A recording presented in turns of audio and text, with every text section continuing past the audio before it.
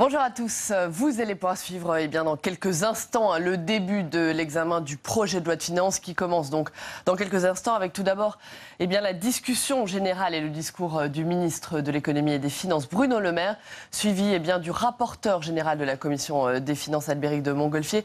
Les sénateurs vont entamer l'examen de la première partie du budget, la fiscalité, et c'est cette partie qui contient les dispositions les plus polémiques de ce budget, la réforme de la taxe d'habitation.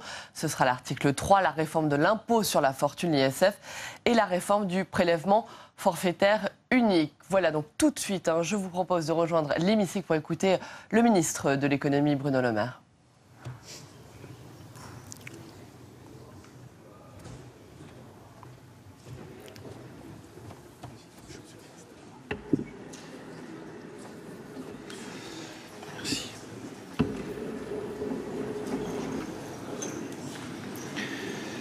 Monsieur le Président, j'allais dire Monsieur le rapporteur général, mais vous transmettrez au rapporteur général Albéric de Montgolfier tous mes souhaits de prompt rétablissement, puisque je comprends qu'il a dû être hospitalisé en urgence ce matin.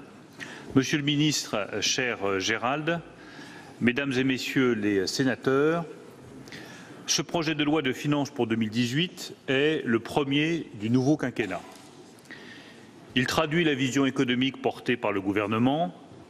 Il s'inscrit dans une stratégie globale clairement annoncée par le président de la République pendant sa campagne et choisie par les Français, transformer le modèle économique de notre pays.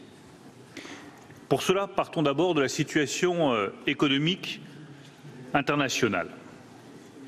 La reprise mondiale se confirme avec une croissance globale qui est estimée à 3,6% pour 2017 dans le monde. Les prévisions les plus récentes, notamment celles du FMI, annoncent un rythme équivalent pour 2018. Le continent européen se place, et cela mérite d'être noté, dans le peloton de tête. La reprise économique se poursuit à un rythme solide dans la zone euro. La croissance économique dans l'union monétaire devrait être de 2% en moyenne cette année. En France, les principaux indicateurs économiques se redressent. En un an, 300 000 emplois ont été créés dans le secteur marchand. L'investissement retrouve un rythme soutenu, la création d'entreprises également. La confiance est donc de retour chez les entrepreneurs. Et j'estime que la croissance française est désormais une croissance solide. Dans cette conjoncture favorable, nous voulons accélérer la transformation économique de la France. Nous voulons éviter de reproduire les erreurs qui ont été trop souvent commises où, à la moindre amélioration, ils puissent exploiter à plein ses talents et ses atouts qui sont immenses. La réforme du marché du travail, le budget que nous discutons aujourd'hui, la réforme de la formation professionnelle et demain de l'assurance chômage marquent notre détermination dans cette majorité à accomplir la transformation économique et sociale du pays. Sous l'autorité du président de la République, sous l'autorité du Premier ministre, nous irons jusqu'au bout dans cette transformation nécessaire. Le monde ne nous attendra pas. Les autres nations ne nous attendront pas. Les grandes puissances comme la Chine ou comme les États-Unis ne nous attendront pas. Si nous voulons rester une puissance économique de premier plan, nous devons saisir les révolutions technologiques en cours, faute de quoi nous serons rejetés dans les marges, appauvris, négligés. Nos choix économiques ont un but clair, permettre à la France de répondre aux défis contemporains et de réussir dans le monde tel qu'il est. Pour cela, la première exigence est de permettre à nos entreprises d'investir. Et pour investir, encore faut-il qu'elles retrouvent de la profitabilité. C'est pour cela qu'une des décisions majeures que nous vous proposons avec Gérald Darmanin, c'est l'allègement de la fiscalité sur le capital. Alléger la fiscalité sur le capital, c'est renforcer la profitabilité d'une entreprise qui est trop faible et c'est leur permettre d'investir pour innover. Les solutions du passé ont échoué. Les solutions consistant à redistribuer de la richesse avant de la créer ont échoué. Nous vous proposons une autre voie, celle qui consiste à alléger la fiscalité sur le capital pour dégager les moyens nécessaires à nos entreprises pour qu'elles investissent, pour qu'elles innovent, pour qu'elles restent en tête de la course technologique actuelle. Regardez les taux marginaux d'imposition actuels sur le capital.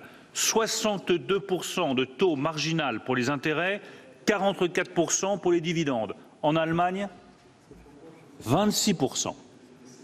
Comment voulez-vous que nos entreprises, comment voulez-vous que nos entrepreneurs puissent faire la course en tête quand ils ont un pareil boulet au pied? Nous allons alléger la fiscalité sur la capitale pour récompenser le risque, pour faciliter l'investissement, pour faciliter le financement de nos entreprises. Sans capital, pas d'investissement. Sans investissement, pas d'innovation. Sans innovation, pas d'emploi. Nous voulons rompre avec cette fâcheuse habitude française de redistribuer les richesses avant de les avoir créées, parce qu'au bout du compte, cela affaiblit tous les Français et cela affaiblit la souveraineté de la France. Alléger cette fiscalité sur le capital, cela passe par une décision historique, la mise en place d'un prélèvement forfaitaire unique à 30% sur tous les revenus du capital. Ce sera un gage de simplicité, ce sera également un gage de meilleur financement de notre économie. 80% des pays européens ont déjà adopté une fiscalité proportionnelle de ce type. Mais nous avons aussi été attentifs à ne pas pénaliser la fiscalité de l'épargne salariale pour marquer notre volonté de récompenser le travail. Travail et capital ne doivent plus être opposés. Travail et capital doivent aller de pair. Il faut alléger la taxation du capital pour ne pas le faire fuir dans un monde où le capital est de plus en plus mobile, mais il faut aussi redonner sa valeur au travail. Il faut que toutes les Françaises et tous les Français qui vont travailler, qui ont des niveaux de rémunération parfois faibles, puissent se dire qu'en travaillant, ils auront la récompense de leurs efforts. Nous voulons maintenir les avantages des produits d'épargne populaire, livret A, livret de développement durable, resteront entièrement défiscalisés pour les ménages français. Nous maintiendrons les avantages des produits fortement investis en actions comme le PEA, par souci de cohérence avec le besoin de financement de notre économie. Pour la fiscalité de l'assurance vie, qui a suscité tellement de débats dans cet hémicycle et à l'Assemblée nationale, je rappelle que seuls les revenus des futurs versements seront concernés, donc nous ne prenons personne par surprise. Je rappelle que ne seront concernés que les assurances vie avec un encours supérieur à 150 000 €, c'est-à-dire des encours très élevés. Pour les encours inférieurs, la fiscalité ne change pas et je rappelle que ces encours représentent 94% des contrats. Il est essentiel également de rappeler que le PFU demeure une option et que les contribuables qui veulent faire le choix de rester au barème pourront le faire si cela est plus intéressant pour eux. Pour faciliter l'accès au capital des entreprises, pour redonner à nos entrepreneurs et à l'ensemble de notre économie les moyens de mieux se financer, nous supprimons l'impôt sur la fortune. Pourquoi cette suppression? Parce qu'il faut réinjecter des capitaux dans l'économie française. Parce qu'il faut attirer les investisseurs dont nous avons besoin pour développer nos entreprises, pour les renforcer, pour créer des emplois en France, pour enrayer la fuite des talents, pour récompenser le risque. Arrêtons avec l'idéologie. Regardons ce qui est bon pour le pays, bon pour les entrepreneurs, bon pour la création de richesses, bon pour l'emploi, bon pour la valorisation du risque, bon pour la récompense du travail. Et respectons ces valeurs. Ce sera une manière de respecter le travail des Françaises et des Français et de respecter le goût du risque de nos entrepreneurs. Le capital, je l'ai dit tout à l'heure, est de plus en plus mobile. Est-ce que nous voulons qu'il parte ou est-ce que nous voulons qu'il reste?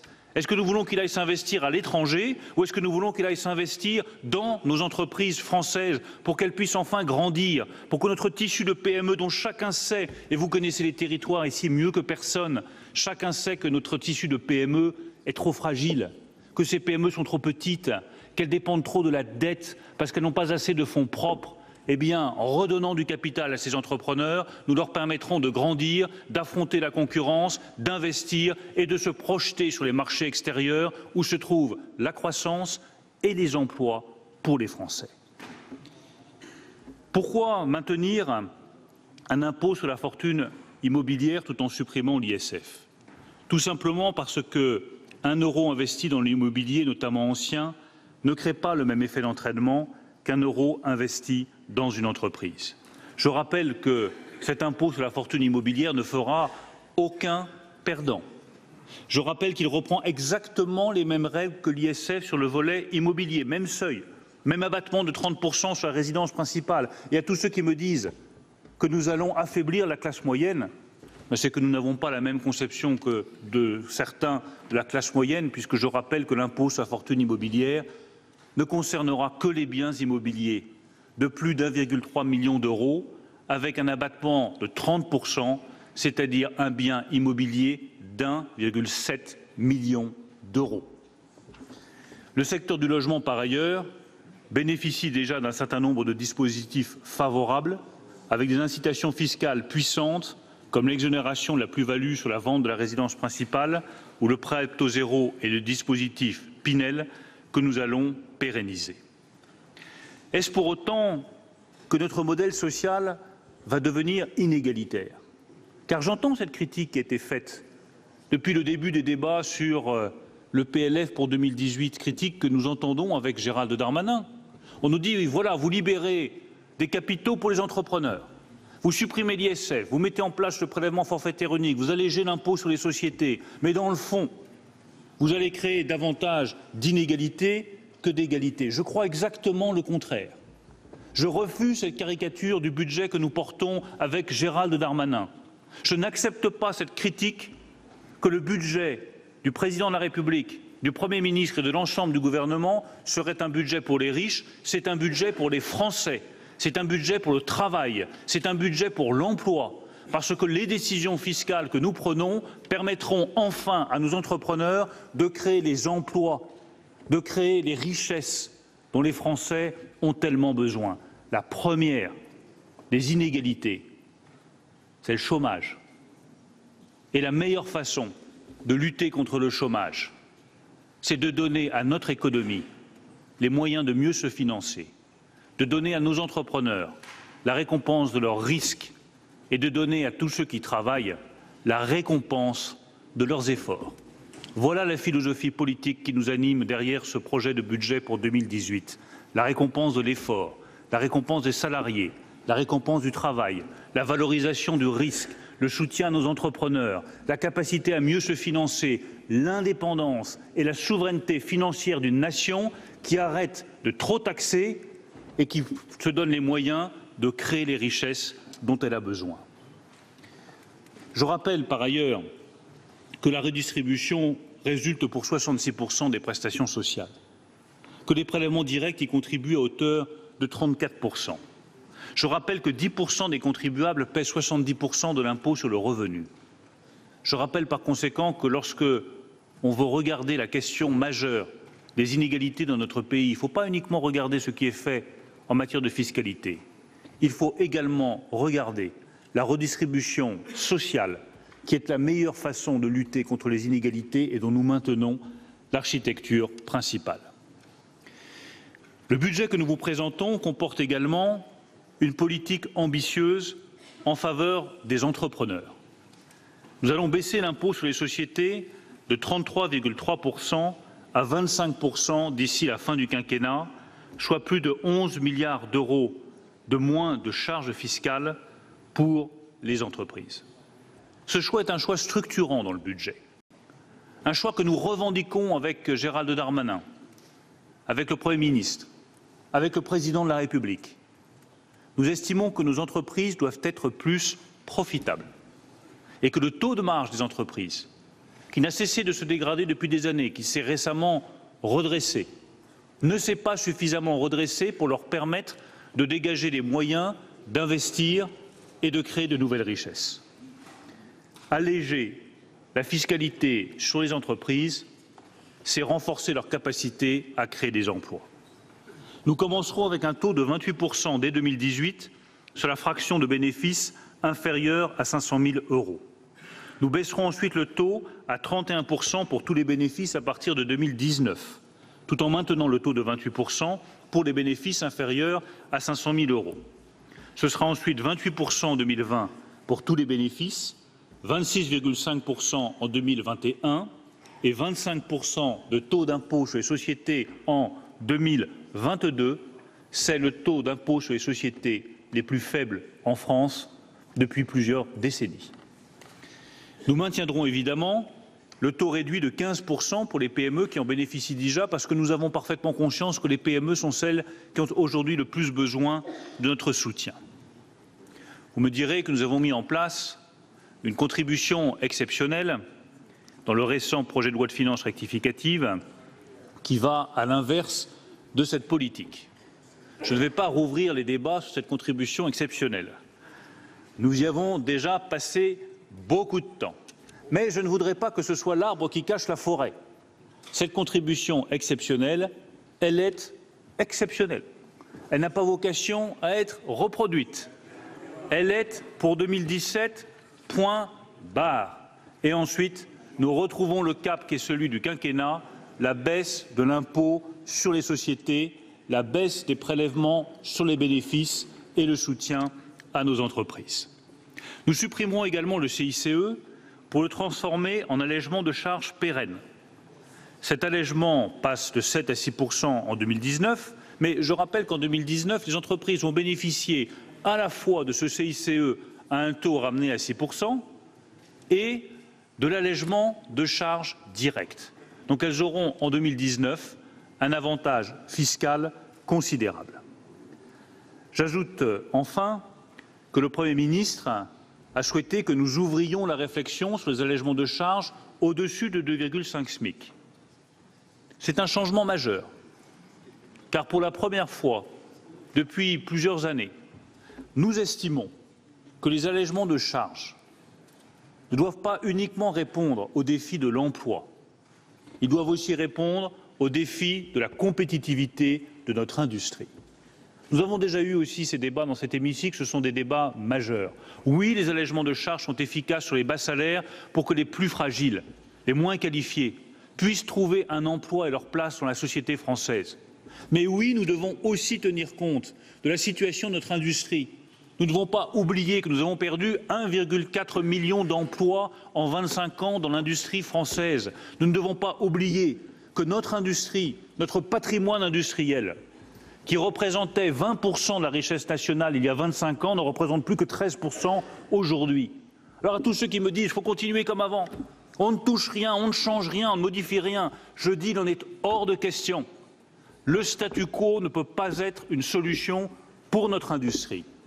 Nous avons besoin de retrouver en compétitivité, ça passe par l'innovation, mais ça passe aussi par l'allègement des charges sur les salaires les plus qualifiés, parce que les salaires les plus qualifiés sont l'avenir de notre industrie. Nous ouvrirons donc cette réflexion et, comme l'a indiqué le Premier ministre Édouard Philippe, nous mettrons cela en œuvre quand la restauration des comptes publics, et seulement à ce moment-là, nous le permettra. Nous maintiendrons également les dispositifs de soutien à la recherche. Le crédit impôt recherche sera sanctuarisé parce qu'il fonctionne, parce qu'il a apporté la preuve de son efficacité. Nous mettrons en place au début de l'année 2018 un fonds pour l'innovation de rupture, 10 milliards d'euros, financés par des cessions d'actifs de l'État dans le secteur concurrentiel, parce que l'argent de l'État sera tout de même mieux employé à investir dans l'innovation de recherche pour préparer l'avenir de nos enfants, plutôt qu'à toucher des dividendes d'entreprises dont nous ne contrôlons pas suffisamment le fonctionnement. Voilà notre stratégie fiscale. Voilà ce qui doit permettre à nos entreprises, à notre économie, de réaliser enfin son potentiel qui est considérable. Nous sommes convaincus que ces choix seront efficaces. Alors oui, ce sont des choix de rupture. Oui, ce sont des choix qui auraient dû être faits il y a 10, 20 ou 30 ans et que nous ne faisons que maintenant. Et parce qu'ils sont nouveaux, nous sommes prêts à les évaluer. La meilleure réponse aux critiques qui sont toutes légitimes en démocratie, c'est la transparence, c'est l'évaluation. Je suis prêt à engager une évaluation d'ici 2 ans de notre politique fiscale. Nous mettrons en place, comme je l'avais promis, une mission de suivi qui pourra rendre ses premières conclusions dans 2 ans. Cette mission sera composée de parlementaires, de membres de la Cour des comptes, de représentants des administrations compétentes, le Trésor, l'INSEE, de personnalités qualifiées. Et pourquoi pas ajouter à cette mission des entrepreneurs qui pourront eux aussi participer à cette évaluation de la politique fiscale et juger de ses résultats. Cette mission examinera les effets de notre réforme sur l'orientation de l'épargne des Français, sur l'investissement des entreprises, sur l'attractivité du territoire, sur l'emploi, sur les inégalités de revenus, sur le patrimoine. Je suis prêt à ce que nous regardions l'ensemble des effets de cette politique fiscale, parce que réconcilier les Français et l'engagement politique, c'est assumer la transparence, c'est être capable de rendre des comptes et c'est assumer l'évaluation sincère, honnête de nos politiques publiques. Nous travaillons également avec les institutions bancaires pour qu'elles proposent des produits adaptés à leurs clients, de façon à ce que le capital qui a été libéré aille effectivement s'investir dans nos entreprises et dans notre tissu économique. Un travail de concertation a été organisé par les députés de la majorité, notamment Amélie de Montchalin. Il doit permettre de faire évoluer les mentalités et d'orienter l'épargne vers le financement de nos entreprises. C'est au début de l'année que nous aurons les premières propositions sur ce sujet et c'est avant le 1er avril 2020 qu'un premier rapport sera transmis au Parlement sur l'évaluation de la politique fiscale du gouvernement. J'ai lu comme vous, hier, les remarques de la Commission européenne sur nos déficits et notre dette. Je veux redire ici la détermination totale du président de la République, du Premier ministre, de l'ensemble du gouvernement à tenir nos engagements européens. Nous tiendrons nos engagements européens. Nous respecterons les règles de déficit pour 2017 et nous serons en dessous de la limite des 3% qui nous a été fixée et que nous avons nous-mêmes choisi de respecter. La France qui se moque de ses engagements européens, c'est fini. La France qui balaye d'un revers de la main les critiques de ses partenaires européens, c'est fini. La France qui estime qu'elle peut toute seule dicter sa propre conduite sans écouter ce que nos partenaires européens ont à nous dire, alors que nous sommes engagés dans le même projet politique, c'est fini. La France qui ne se soucie pas de bien tenir ses comptes publics, c'est fini. La France qui vote des budgets qui sont insincères, où les financements nécessaires aux politiques publiques choisies ne se trouvent pas inscrits au budget de la nation, c'est fini. La France qui ment, la France qui trompe, la France qui triche, c'est fini. Nous assumons avec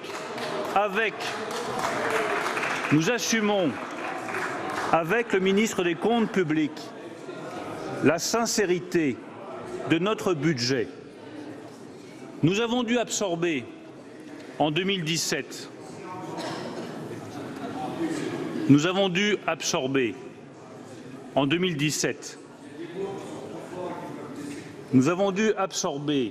en 2017 8 milliards d'euros de dépenses qui n'avaient pas été budgétées.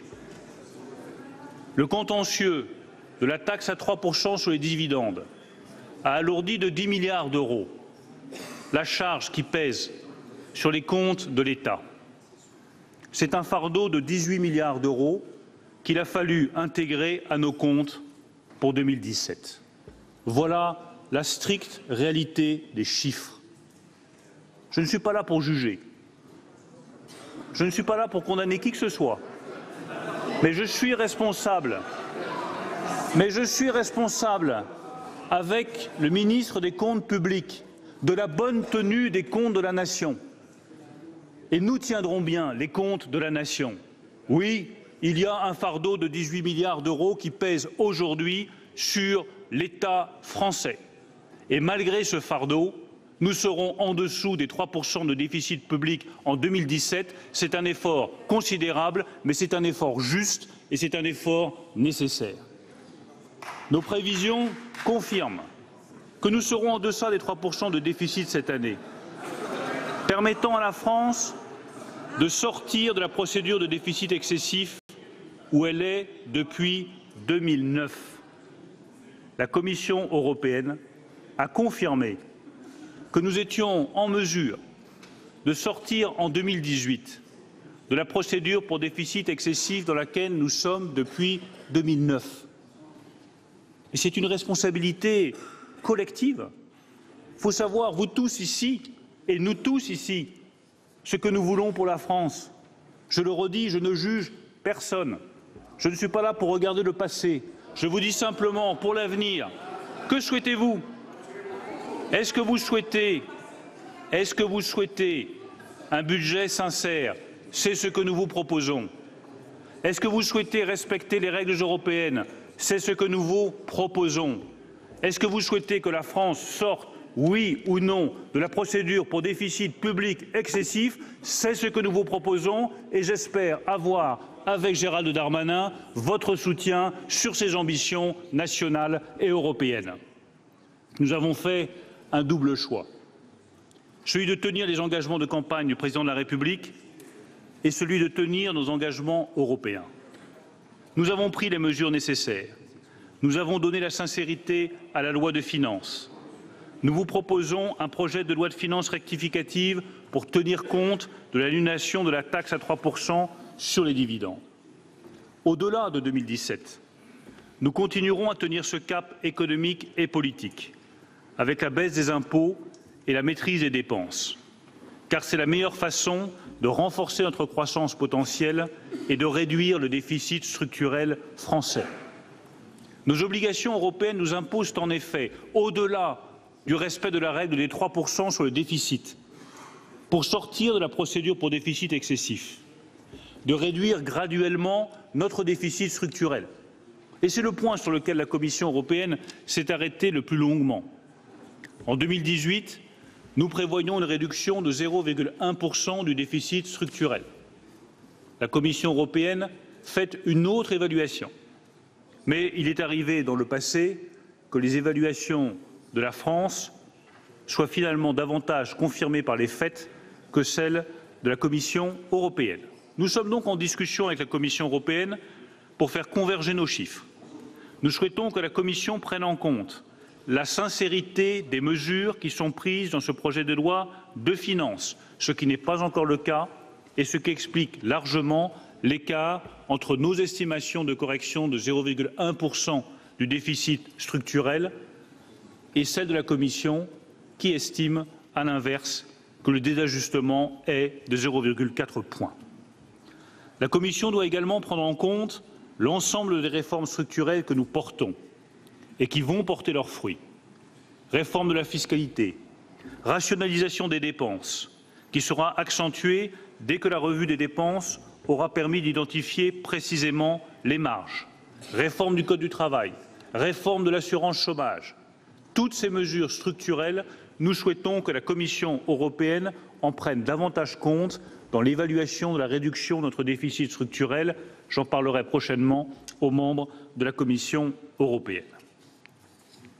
En respectant nos engagements européens, non seulement nous garantissons la bonne tenue des comptes publics de la nation, mais nous garantissons surtout la restauration de la crédibilité de la parole de la France en Europe. Le président de la République a réussi à obtenir une transformation en profondeur de la directive sur les travailleurs détachés.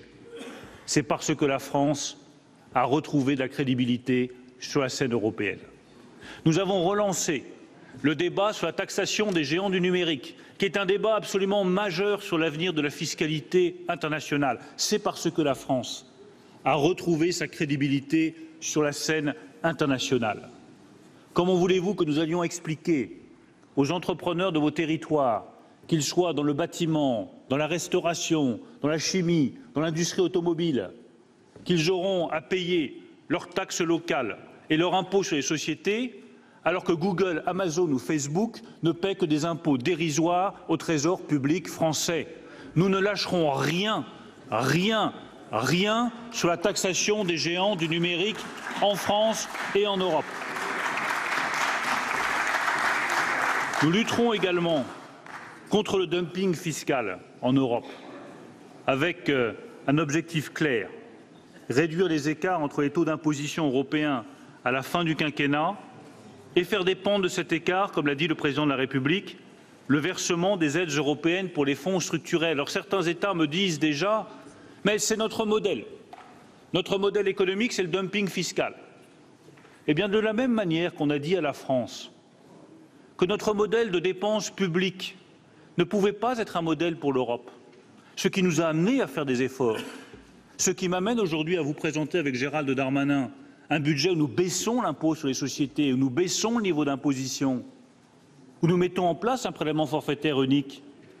Certes, notre modèle consistant à dépenser plus d'argent et plus de richesses que nous n'en créons n'était pas un modèle qui pouvait être inspirant pour les autres États européens.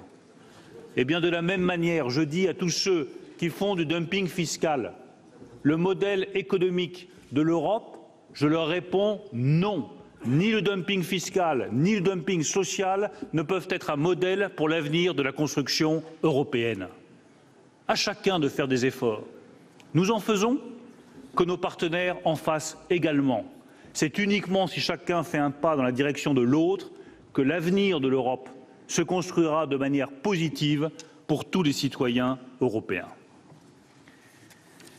Notre budget tente également de transformer notre modèle économique en faisant bénéficier à tous les Français des résultats de cette transformation économique.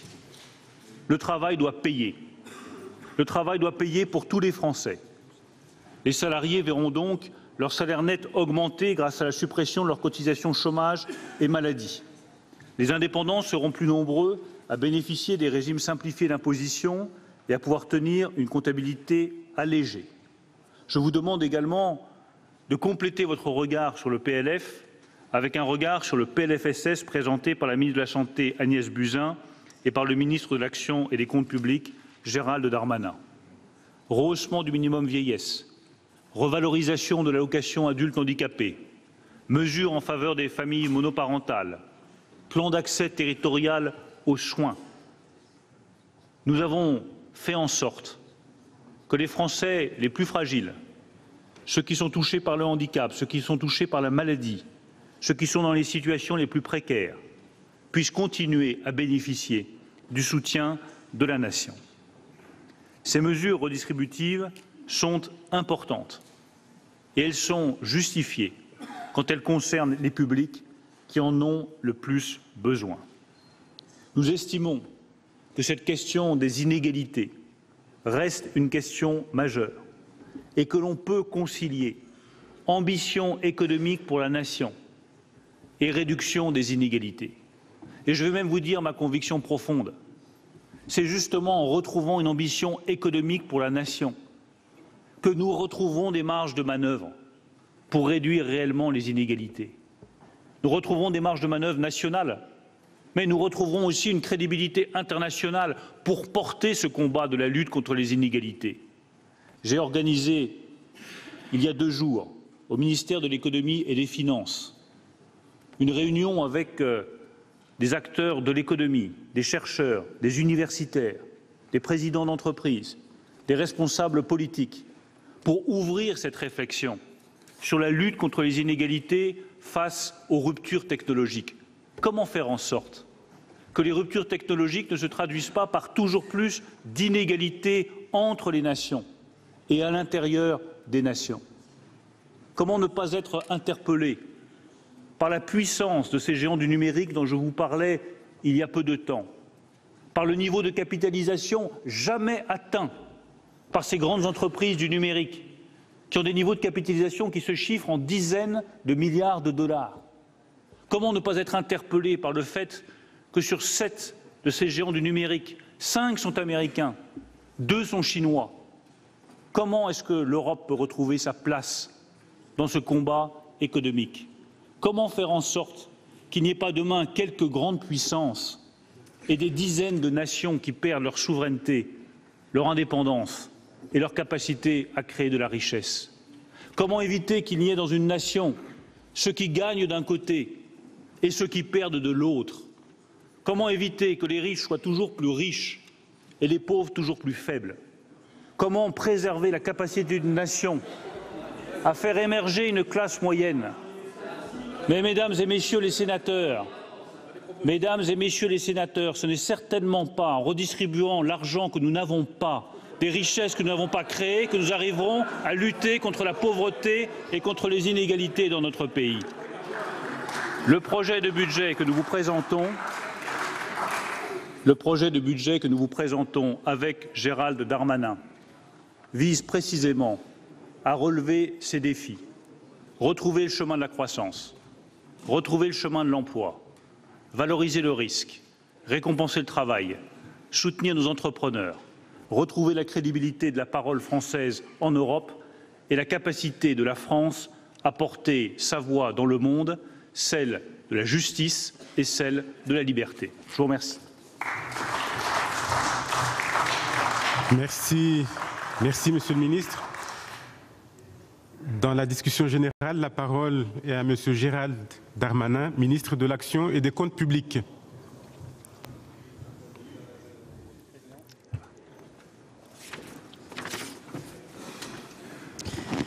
Monsieur le Président de la Commission des Finances, Monsieur le rapporteur, Monsieur le Ministre, cher Bruno, Mesdames et Messieurs les sénateurs, permettez-moi, comme Bruno Le Maire, d'abord d'avoir un mot particulier pour votre rapporteur général, empêché aujourd'hui, saluer le sénateur Longuet, et vous dire effectivement que nos pensées les plus affectueuses et les plus républicaines l'accompagnent.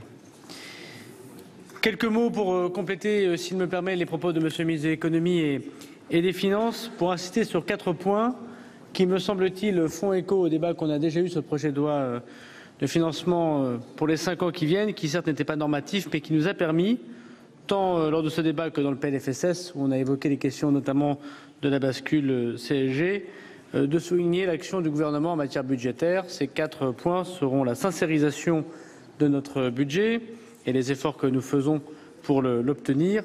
Un point particulier en ces jours de congrès des maires de France, et particulièrement devant votre Assemblée, sur la politique en matière de collectivités locales, la transformation de notre économie et enfin le soutien au pouvoir d'achat de nos concitoyens.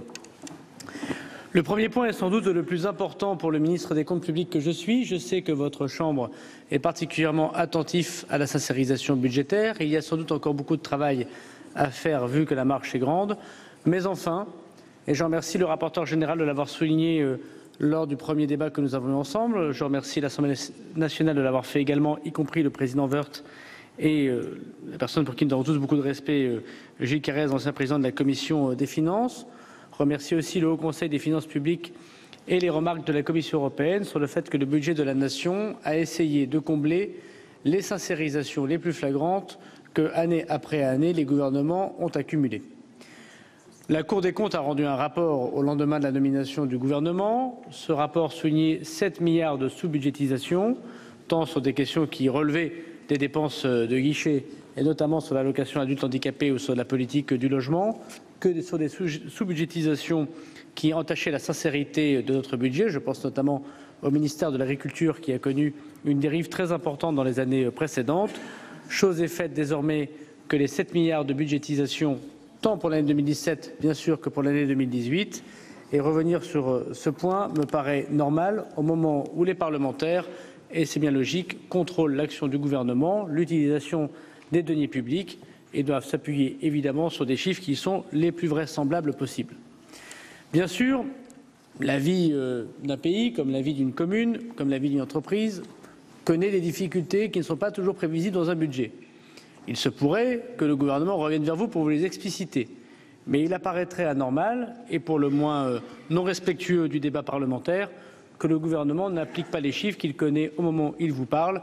Et je crois que ce travail a été fait, a été bien fait. Je remercie les services, Mais je remercie aussi les rapporteurs spéciaux, quels que soient leurs membres des groupes politiques, pour souligner là où le gouvernement peut encore faire des efforts. Et je serai ouvert, évidemment, aux critiques lors du débat parlementaire sur cette question.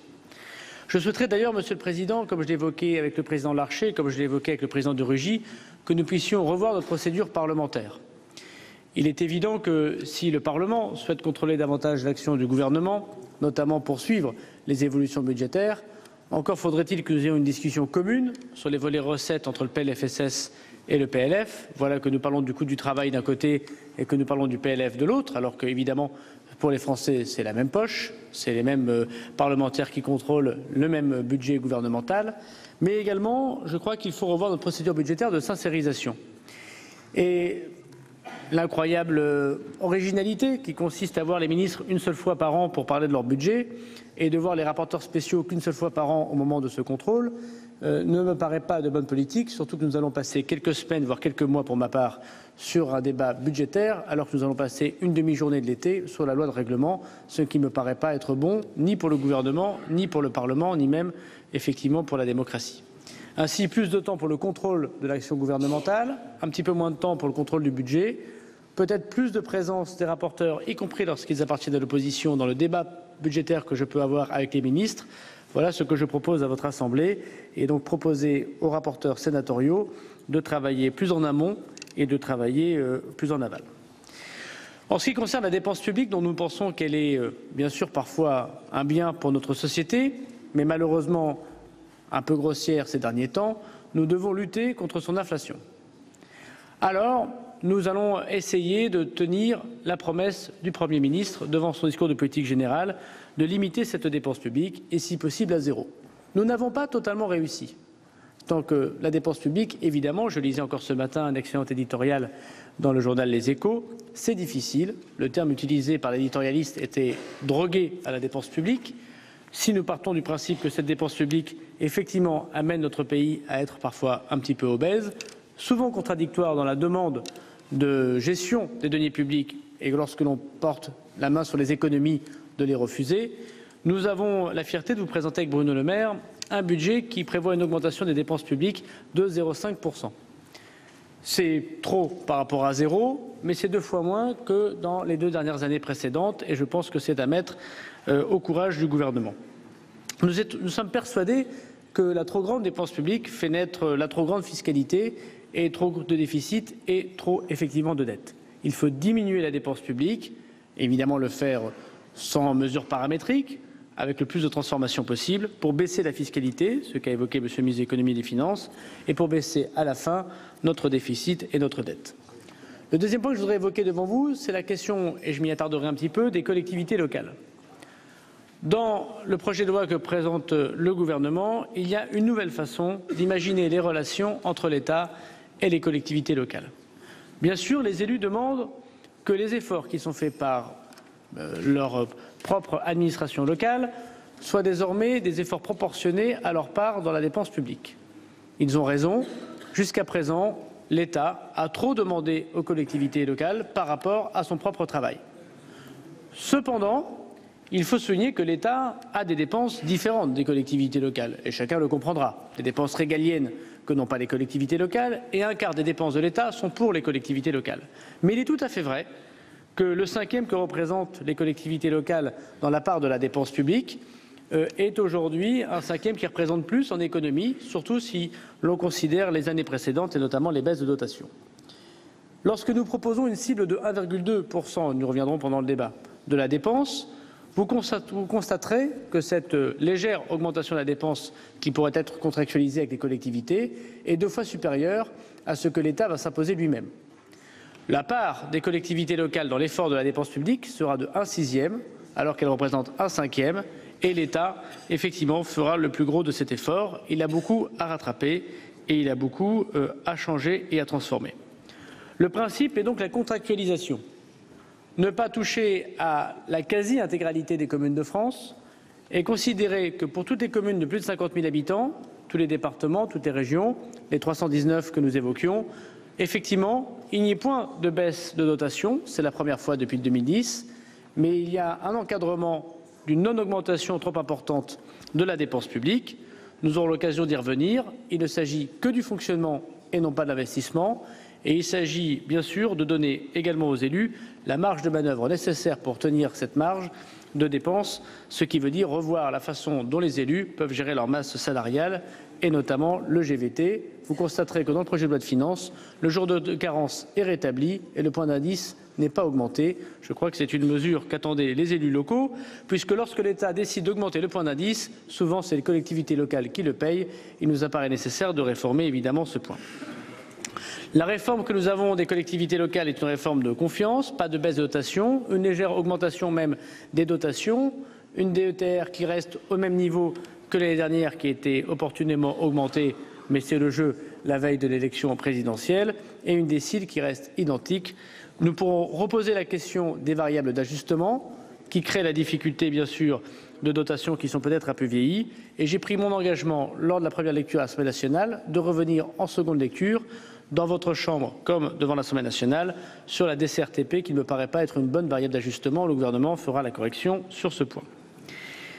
La question de la transformation a été évoquée. Je voudrais souligner, indépendamment de la baisse de la fiscalité qu'a évoqué le ministre de l'économie et des finances, sur lequel je ne reviendrai pas, parler évidemment de la question très importante de la transformation de nos politiques publiques. Et c'est la première fois que dans le budget de la République, particulièrement sous mon ministère, une ligne de 700 millions d'euros a été créée, 200 millions d'euros dès l'année prochaine, pour permettre cette transformation.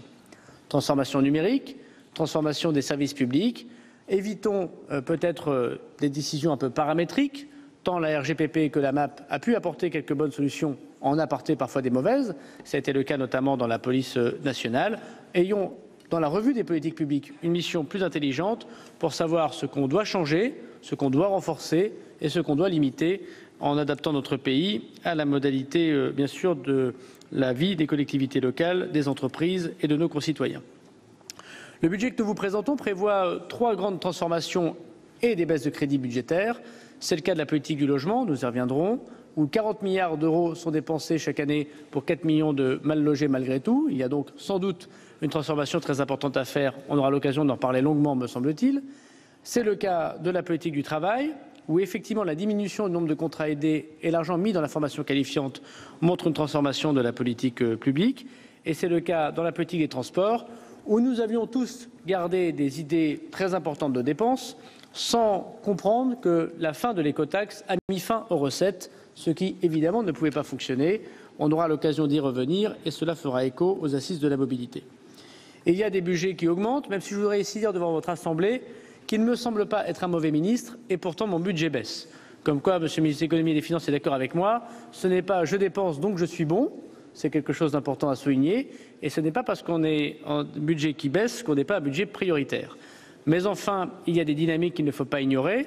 D'abord, la dynamique de protection de notre pays, un budget d'augmentation de l'armée sans précédent depuis les années du général de Gaulle, 1,7 milliard, 1,8 milliard chaque année pendant 5 ans, une augmentation du ministère de l'Intérieur, une augmentation du ministère de la Justice. Le régalien est au rendez-vous des augmentations budgétaires. Une augmentation sans précédent également, depuis les années 80, je souhaiterais le souligner, du budget de l'éducation nationale et de l'université. C'est un point extrêmement important.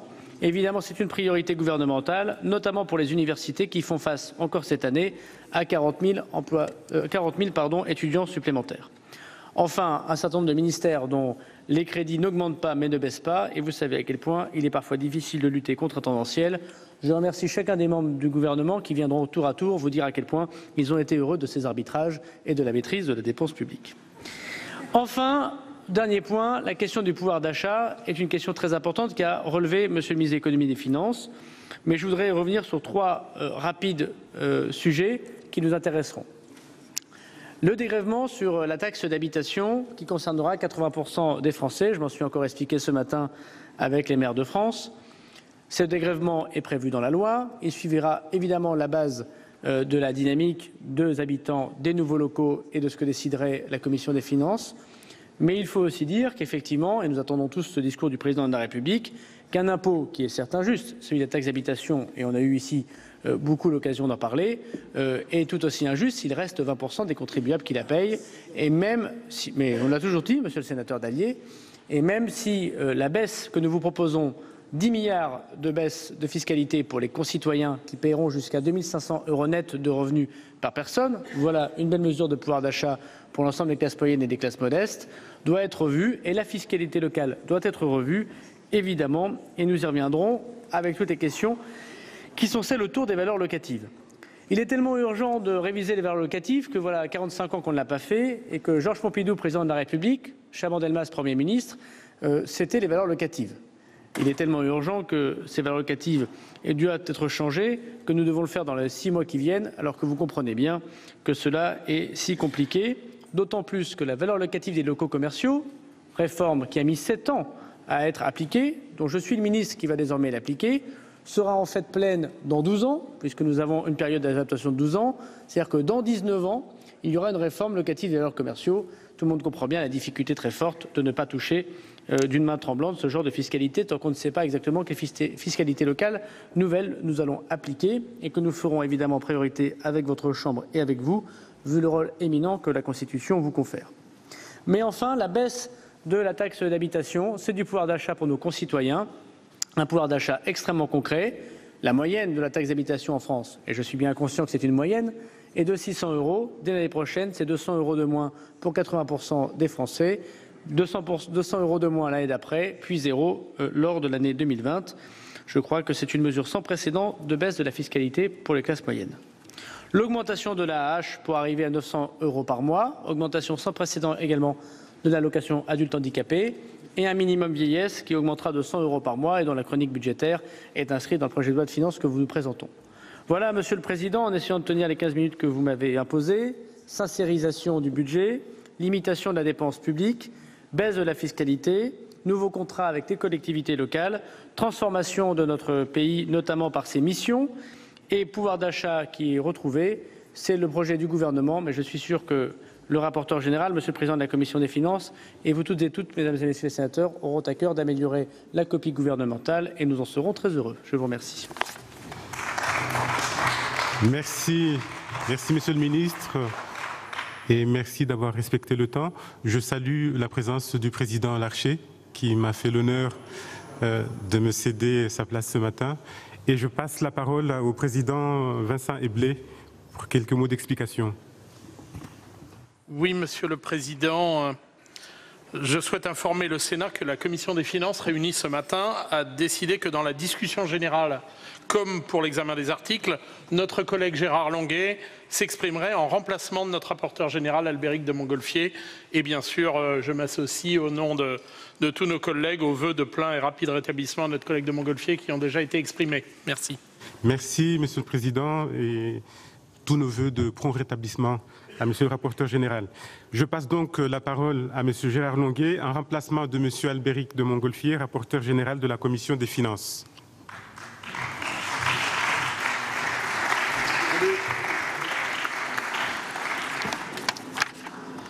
Oui, messieurs les ministres, Monsieur le Président, mes chers collègues, oui, à cet instant, mes pensées vont pour Albéric, dont je partage les convictions, ce qui rend ma tâche plus facile, mais dont je ne maîtrise absolument pas le talent et la compétence. Et j'espère que vous me pardonnerez d'être moins à l'aise qu'il ne l'aurait été sur ce sujet du rapport général. Alors, cette année 2017, vous l'avez dit, se termine dans un contexte plus favorable. L'économie européenne se porte mieux et nous pouvons espérer une croissance de 1,7%. C'est un climat qui permettra naturellement des recettes fiscales plus élevées et nous avons la perspective réjouissante pour le pays, portée par cette conjoncture, d'obtenir un déficit public global inférieur à 3%. Ce qui nous rassemble, c'est le budget 2018 et c'est ce budget sur lequel Albéric souhaitait, en qualité de rapporteur général, s'exprimer. Albéric Montgolfier ne discute pas les hypothèses de croissance, même si, et il l'a précisé dans son rapport écrit, ces hypothèses de croissance sont évidemment soumises à des aléas à la hausse ou à la baisse. Nous préférons les aléas à la hausse et à la baisse. Alors, compte tenu de ces hypothèses, on s'étonne que le gouvernement ne prévoit qu'un recul du déficit de très faible ampleur de 0,1%, une sorte de statu quo après, reconnaissons-le, prise en compte de l'annulation de la taxe de 3% et de son remboursement qui est qui est partiellement assuré par l'État, c'est-à-dire par le contribuable et par le déficit en l'espèce. Nous avons donc un déficit qui va atteindre 2,8% du PIB, ce qui est très supérieur à la moyenne européenne. Je tiens à le rappeler, il faut bien se rendre compte que nous sommes le mauvais élève de la classe européenne encore. Et nous avons un taux qui ne permet pas, contrairement à l'ensemble des autres pays européens, de commencer à réduire notre ratio d'endettement de la dette par rapport au PIB. Alors, cette faible réduction du déficit structurel ne correspond pas à nos engagements européens. Et Monsieur le ministre, Albéric de Montgolfier rappelait que nous avons reçu une note de la Commission européenne signalant les risques de déviation significative. Nous sommes sous un regard attentif d'un contrôleur vigilant. Alors pourquoi sommes-nous dans cette situation? Eh bien parce que, ça c'est un bon point, vous n'avez pas choisi de différer les baisses de prélèvements obligatoires, ce n'est pas le libéral que je suis qui vous le reprochera, mais vous avez surtout choisi de reporter d'une façon significative la maîtrise de la dépense publique. Et donc l'addition des deux aboutit à ce statu quo dans le pourcentage de déficit par rapport au PIB. Cela étant, un autre bon point, c'est le deuxième, il n'y en aura pas trop, mais cela existe, vous rompez avec la politique de matraquage fiscal des 5 années précédentes et on ne peut pas vous en vouloir. En particulier, nous approuvons le prélèvement forfaitaire unique sur les revenus du capital qui nous permet d'envisager de nous placer à un niveau européen satisfaisant au moment même, et les sénateurs franciliens le savent, nous sommes en compétition pour devenir une place financière attractive. Les mesures qui ont été prises sont bienvenues. Seront-elles suffisantes? C'est un débat que je n'ouvrirai pas à cet instant. Messieurs les ministres, ça c'était les bons points. Alors maintenant, il y a les points de divergence. Les points de divergence du rapporteur général sont simples. Premièrement, les familles. Elles continuent d'être, c'est son terme, matraquées. Et matraquées, c'est la raison à travers, par exemple, la réduction de la prestation d'accueil de jeunes enfants dans le PLFSS, et c'est la raison pour laquelle notre commission des finances proposera de relever le plafond du quotient familial pour enfin donner un geste positif à l'attention des familles. Le deuxième sujet de désaccord, c'est l'immobilier. Albéric de Montgolfier a présenté un rapport extrêmement documenté sur le caractère parfaitement illusoire de ce concept de rente immobilière. Il y a des rentes immobilières, sans doute, il y a des rentes d'ailleurs dans tous les secteurs de l'économie. Je ne connais d'ailleurs pas de chef d'entreprise qui ne cherche pas à organiser sa propre rente, mais ces rentes sont combattues. Et en ce qui concerne la situation des investisseurs, vous avez fait un choix que nous soutenons, qui est de permettre à l'investissement mobilier de retrouver une certaine liberté, et on souhaite profondément que ce geste significatif encourage les investisseurs français et les investisseurs étrangers à choisir notre pays comme lieu d'investissement. Ce que vous faites sur l'immobilier méconnaît gravement l'utilité de l'immobilier dans notre pays et risque de casser en quelque sorte un petit renouveau qui se manifestait dans l'immobilier. Troisième point de désaccord, la hausse de la fiscalité énergétique. On peut toujours raconter tout ce qu'on veut, mais le rapprochement de la fiscalité du diesel et sur l'essence va sanctionner ceux pour lesquels l'automobile est un outil de travail, ce qui est le cas de l'immense majorité de nos compatriotes qui vivent en dehors des réseaux de transport en commun et qui ont besoin du diesel comme outil de travail. Nous avons alors ces trois désaccords sur un contexte général où nous trouvons que votre budget, messieurs les ministres, ne se soucie guère de la maîtrise de la dépense collective. Alors, c'est particulièrement vrai, je voudrais donner un chiffre, vous aviez l'objectif de stabiliser, c'est un objectif inédit, de stabiliser la dépense publique en volume en 2018 et tendanciellement, vous aviez envisagé une baisse de 20 milliards d'euros. 20 milliards de baisse d'euros, c'est pas 20 milliards de baisse, c'est une hausse qui est inférieure à ce qu'elle aurait pu être de 20 milliards. Et cette différence tendancielle, vous la réduisez à 14 milliards, ce qui montre qu'en effet, dans ce budget, s'il y a un grand absent, c'est la maîtrise de la dépense publique. J'ajoute que cette maîtrise de la dépense publique, vous la faites porter principalement aux collectivités locales, mais c'est un sujet d'actualité. Je ne voudrais pas interférer sur un débat qui est organisé au Sénat, certes, mais aussi au Congrès des maires à cet instant.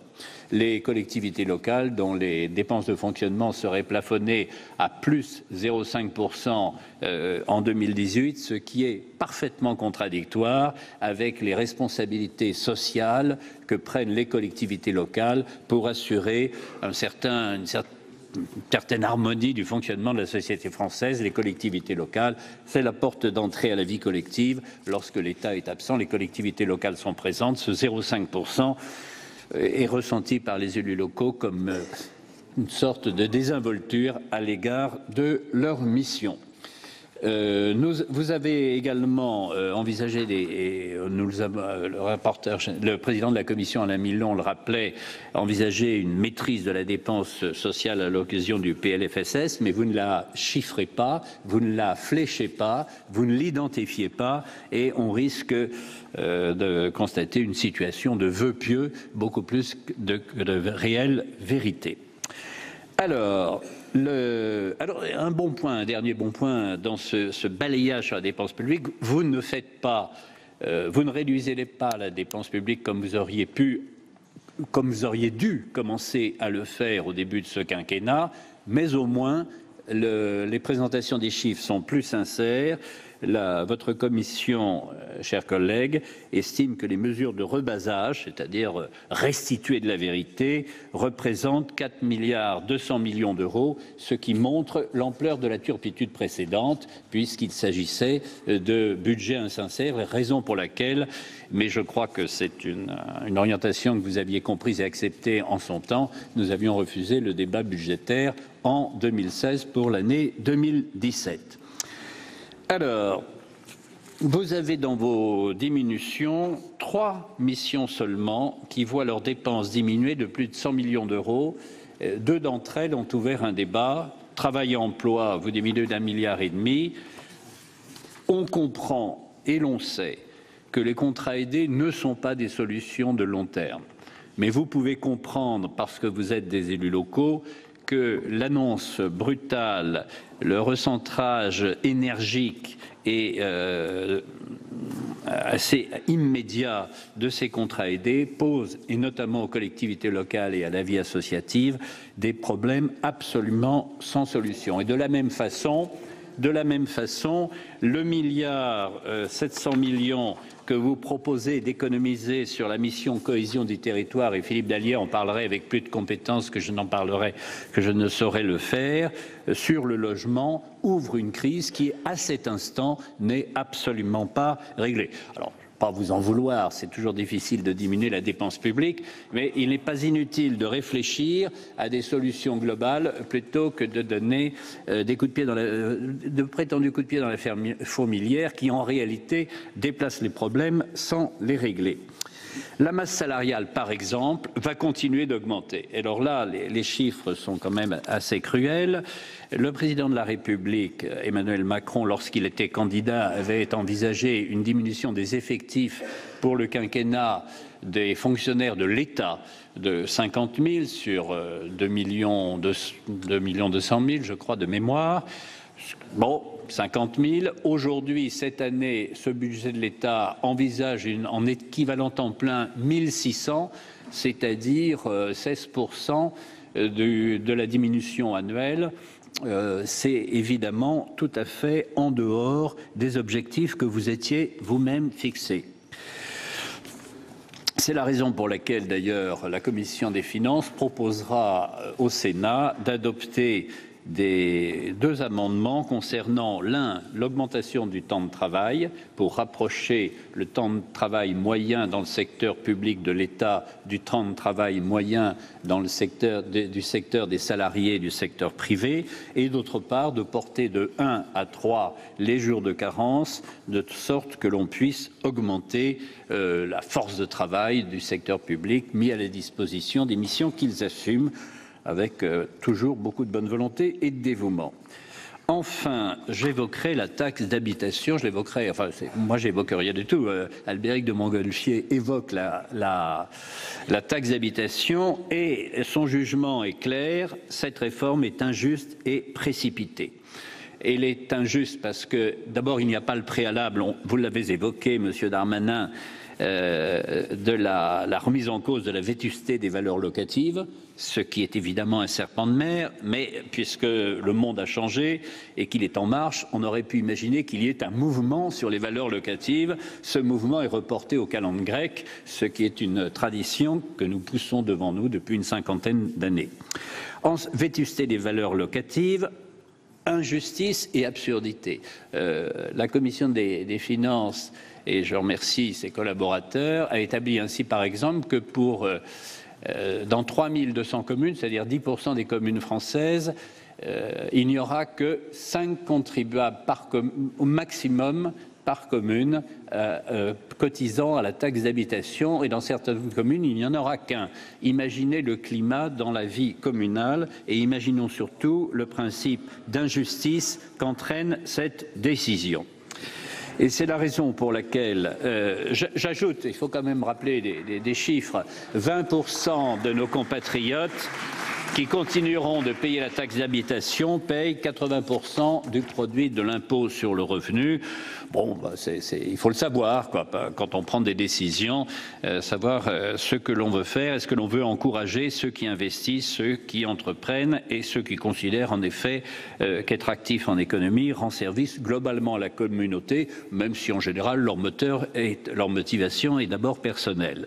Mais une motivation personnelle peut avoir des effets parfaitement positifs. Surtout, 22 milliards représente un tiers des recettes, 22 milliards c'est la taxe d'habitation, un tiers des recettes des collectivités du bloc communal plus exactement. Vous allez le prendre en charge. Alors vous dites, Monsieur le ministre, vous écoutez, c'était très amusant le tour de passe-passe parce qu'on augmente le pouvoir d'achat en diminuant la taxe d'habitation, mais comme la dépense, elle, des collectivités locales ne diminue pas et que l'État devra bien la rembourser, je serais curieux de savoir qui va assurer ces 22 milliards, si ce n'est le contribuable de l'État au lieu du contribuable local. Bon, enfin, c'est un choix qui inquiète les maires, mais vous avez aujourd'hui une autre enceinte pour être rappelé à l'ordre sur ce sujet. Je voudrais dire un mot en fin de présentation sur la procédure budgétaire. Je voudrais simplement dire à l'Assemblée nationale où il y a une belle majorité composée de gens enthousiastes, passionnés, qui découvrent la vie publique, qui découvrent la vie parlementaire. Ils ont raison de la découvrir, il faut un renouveau. Moi, c'est pas moi qui le condamnerai, j'ai été jeune aussi. Mais je voudrais dire simplement que certes, on prend du temps à voter le budget, mais c'est le prix de la démocratie. Et je suis heureux de savoir qu'en effet, le débat parlementaire est un débat long, minutieux, difficile, parce que ce sont des sommes considérables et derrière les sommes, il y a une certaine conception de la vie commune, du respect mutuel, du projet collectif. Mais le Sénat, en dehors des séances et en dehors de la parole, écrit, puisque la Commission des finances a par exemple présenté 41 rapports en ces 12 derniers mois, sur des rapports de contrôle budgétaire, et vous avez, messieurs les ministres, vous avez, messieurs les ministres, la possibilité de vous nourrir de ces rapports budgétaires pour faire évoluer et en particulier pour reprendre en main la dépense publique.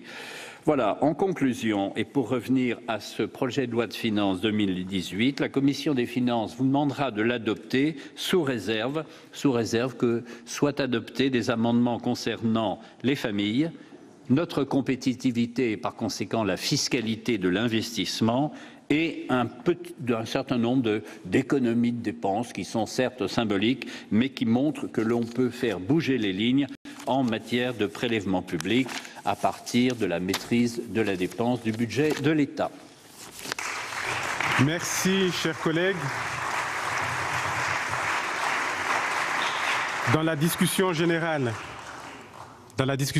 la parole est au président Vincent Eblé. Monsieur le président de la Commission des finances, vous avez 10 minutes.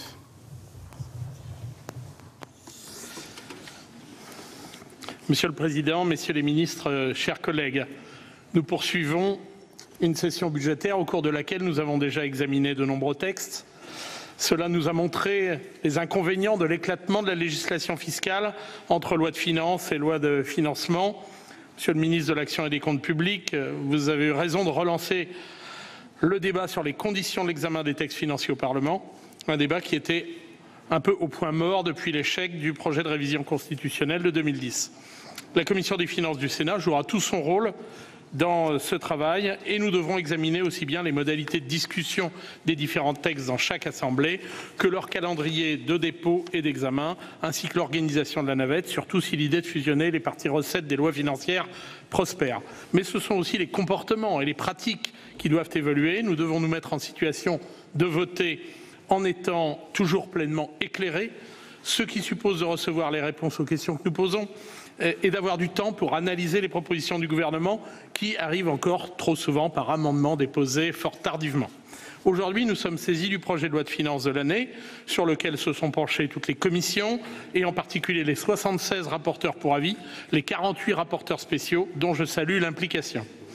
L'exécution d'une loi de finances est tributaire du contexte macroéconomique dans lequel elle s'inscrit. Et c'est sur ce point que je voudrais formuler mes premières remarques. D'abord, la nouvelle majorité bénéficie pleinement des mesures visant à redresser la compétitivité de l'économie mises en place sous le précédent quinquennat. Le gouvernement bénéficie d'une accélération marquée de la croissance et d'un dynamisme des recettes. Cette reprise tient notamment aux mesures mises en œuvre depuis 2012 pour redresser la compétitivité, enrichir la croissance en emploi. Le CICE, le pacte de responsabilité ont ainsi largement contribué au net redressement des marges des entreprises observé depuis 2013, plus de points. Les efforts de modernisation du marché du travail commencent à porter leurs fruits, le nombre de déclarations d'embauche en CDI étant désormais à son plus haut historique. Les parts de marché à l'exportation sont stabilisées après une baisse continue entre 2000 et 2012 et les projets d'investissement internationaux sont en forte hausse, plus 34% en 2016. Deuxième remarque, pour ramener le déficit public en dessous de 3% du PIB en 2017, on peut considérer que le gouvernement s'est contenté de surfer sur la reprise. Le gouvernement a dramatisé en juillet les résultats de l'audit des finances publiques de la Cour des comptes pour finalement mettre en œuvre des mesures de régulation budgétaire d'un montant comparable aux années précédentes, 4,2 milliards d'euros. Avec la taxe sur les dividendes, on a retrouvé le même schéma. Le gouvernement dramatise en évoquant un scandale d'État avant de déboucher sur des propositions technocratiques et bien modestes de réforme de la procédure d'élaboration de la loi. En réalité, en l'absence d'embellie conjoncturelle, la prévision de déficit public pour 2017 serait nettement supérieure au seuil de 3% du PIB. Autrement dit, le gouvernement, loin d'avoir pris des mesures de redressement exceptionnelles, s'est contenté de surfer sur la conjoncture. Troisième remarque, le gouvernement a même profité de la reprise pour relâcher l'effort de maîtrise de la dépense en 2018, au risque de nous mettre en porte-à-faux par rapport à nos engagements européens. L'an prochain, le gouvernement s'est fixé pour objectif de contenir la croissance de la dépense publique à 0,5%, loin de l'objectif affiché en juillet d'une stabilité de la dépense. Près d'un tiers des dépenses programmées sont ainsi reportées, des économies programmées sont ainsi reportées sur la fin du quinquennat. Au regard de nos engagements européens, le gouvernement joue avec le feu. La réduction, et rien n'est fini, monsieur le ministre, quoi que vous en disiez, la réduction du déficit structurel prévu l'an prochain, limité à 0,1 point de PIB, est ainsi très inférieure à nos engagements européens, 0,6 points, et à l'objectif fixé par le précédent gouvernement, 0,5. Nous allons saturer dès l'année prochaine les marges de flexibilité que nous permet le pacte de stabilité. La gravité de cette remarque va au-delà des considérations budgétaires. À l'heure où le gouvernement entend porter une réforme de la zone euro, c'est la crédibilité de notre pays qui pourrait être atteinte. La France sera le seul grand pays de la zone euro dont le ratio d'endettement ne devrait pas diminuer l'an prochain. Ma quatrième remarque me conduit à regarder les solutions retenues par le gouvernement pour éviter une sortie de route budgétaire. Si je résume, il a choisi de différer les baisses de cotisations sociales prévues pour les classes moyennes, récupérant ainsi 4,5 milliards d'euros plutôt que de reporter les réformes de la fiscalité du capital.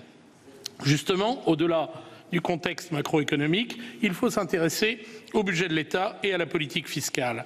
D'abord, le gouvernement ne se prive jamais de charger la précédente majorité, alors que pourtant ce projet de budget capitalise sur des mesures qui ont été prises sous le quinquennat précédent. Sur les 12,4 milliards d'euros de baisse d'impôts contenus dans ce budget, 5,9, donc plus de la moitié, correspondent à des mesures prises par le gouvernement précédent. Par exemple, la trajectoire de baisse de l'impôt sur les sociétés est un peu revue par ce projet de loi de finances, mais son principe avait déjà été voté et c'est la mesure prise par la précédente majorité qui entrera en vigueur en 2018.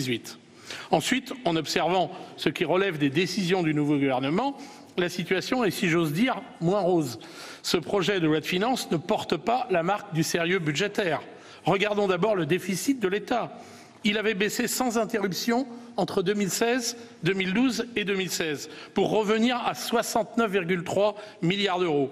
Pour 2017 et 2018, je vous donne les chiffres. 2017, la situation se dégrade avec 76,9 milliards d'euros et 82,9 milliards d'euros en 2018. Je m'inquiète aussi des annonces du gouvernement consistant à sacrifier le patrimoine de l'État pour débudgétiser le financement d'annonces aux contours flous. Depuis 6 mois, 2 fonds dotés de 10 milliards d'euros, issus en tout ou partie de cessions de participation, ont été annoncés, sans que l'on sache si l'un se substitue à l'autre, comment il devrait fonctionner, et sans aucune justification de la rationalité économique et financière de ces cessions. Ce budget montre que les relations financières entre État et collectivités territoriales doivent être pensées en profondeur. La loi de programmation met en place un mécanisme novateur de contractualisation censé s'appliquer dès 2018. Au 23 novembre, nous ne savons toujours rien de la manière dont il va s'appliquer concrètement. Les collectivités vont voter leur budget sans savoir où elles devront faire des efforts, comment ils seront mesurés. Pour le reste, cette année se caractérise certes par une DGF qui ne diminue pas, mais les dotations d'investissement, elles, sont réduites de 200 millions d'euros, en raison notamment de la très contre-productive suppression de la réserve parlementaire. La péréquation progresse moins. En matière de finances locales, arrêtons le bricolage et osons une réforme globale. Nos impôts directs locaux sont à bout de souffle, nos compensations ne font que cristalliser les inégalités de richesse. Il faut changer de logiciel. Surtout, ce budget n'est pas le budget du pouvoir d'achat. Le gouvernement met en avant les quelques mesures favorables qu'il propose, par exemple les revalorisations exceptionnelle de la prime d'activité ou l'augmentation de l'allocation adulte handicapé. Mais ces allocations font dans le même temps l'objet de réformes de leurs paramètres qui conduisent à reprendre d'une main ce que l'autre a donné. Au niveau agrégé, et alors que les crédits des ministères progresseraient dans leur ensemble de 4,4 milliards d'euros, 2 missions verraient leurs crédits baisser très fortement, le logement et l'emploi. À chacun ses priorités. En dehors de ces 2 secteurs, le gouvernement peine à expliquer comment il va faire des économies sur la suite du quinquennat, s'en remettant au processus Action publique 2022, qui parviendra, à n'en pas douter, à identifier en moins de 6 mois les leviers d'économie qui permettront de redresser nos finances publiques. En matière de fiscalité, la réforme emblématique en faveur du pouvoir d'achat des ménages et la réforme de la taxe d'habitation. Si elle franchit la haie du Conseil constitutionnel, elle bénéficiera à 80% des foyers qui verront leur impôt réduit de 30% en 2018, de 100% en 2020. Le gain moyen par foyer est estimé à 166 € en 2018. Mais ce gain, même cumulé avec celui de la bascule des cotisations sociales sur la CSG, ne sera pas forcément un gain net. Il faut le mettre en regard des autres modifications apportées au prélèvement sur les contribuables modestes et moyens, ou en particulier en matière de fiscalité écologique, qui va augmenter de 46 milliards d'euros d'ici 2024. Compte tenu de la structure de la consommation des ménages, la convergence essence-diesel et la nouvelle trajectoire de la contribution carbone vont surtout toucher les ménages pauvres, pour lesquels les mesures de compensation, chèque énergie, prime à la conversion, ne seront pas forcément à la hauteur des surcoûts. On peut aussi mentionner la fiscalité de l'épargne qui soumettra les détenteurs de PEA et d'assurance vie aux nouvelles hausses de CSG que les détenteurs d'autres types d'actifs, ou même hausse de CSG que les détenteurs d'autres types d'actifs financiers, tout en enregistrant une hausse des prélèvements fiscaux. La politique fiscale du gouvernement se résume donc à des gains relatifs ou inexistants pour les ménages modestes ou moyens et à des gains certains et conséquents pour les contribuables les plus fortunés. Nous aurons ce débat au moment de la discussion des articles, mais je ne pourrai que m'opposer à la création du prélèvement forfaitaire unique, à la transformation de l'ISF en IFI, deux réformes dont la combinaison reviendra à accorder aux 100 plus gros contribuables de l'ISF un gain moyen annuel de 1,5 million d'euros par personne. Cela ne contribuera pas à significativement améliorer notre tissu économique puisqu'on attend de cette réforme la création à long terme de 50 000 emplois seulement, soit bien peu au regard du coût de la réforme. 4,5 milliards d'euros, voire plus de 5 à compter de l'année suivante, qui manqueront donc chaque année au budget de l'État. Nous reviendrons sur tous ces points lors de la discussion des articles et des missions, puisque cette année, nous allons, selon toute vraisemblance, examiner l'ensemble du projet de loi de finances. Nous verrons que ce budget est moins celui du nouveau monde que celui des vieilles ficelles, et c'est pourquoi, avec mon groupe, je ne le soutiendrai pas.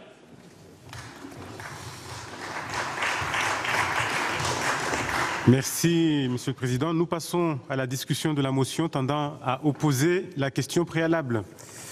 En effet, Monsieur Éric Bocquet et plusieurs de ses collègues ont déposé une motion tendant à opposer la question préalable au texte en discussion. La parole est à Madame Éliane Assassi pour la motion et pour 10 minutes.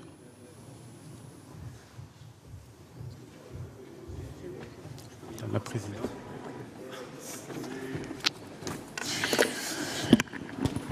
Monsieur le Président, Messieurs les ministres, mes chers collègues, en préambule, je voudrais, au nom de mon groupe, adresser tous mes vœux de bon rétablissement à Monsieur le rapporteur général qui a été hospitalisé ce matin. Mes chers collègues, hier, le commissaire européen à l'économie et aux finances, Pierre Moscovici, a alerté sur le risque de non-conformité du budget de la France. La réduction du déficit public serait trop faible, les réformes insuffisantes, etc., etc. Tout est dans la formule sur la non-conformité. Non-conformité à quoi? Non-conformité pour qui?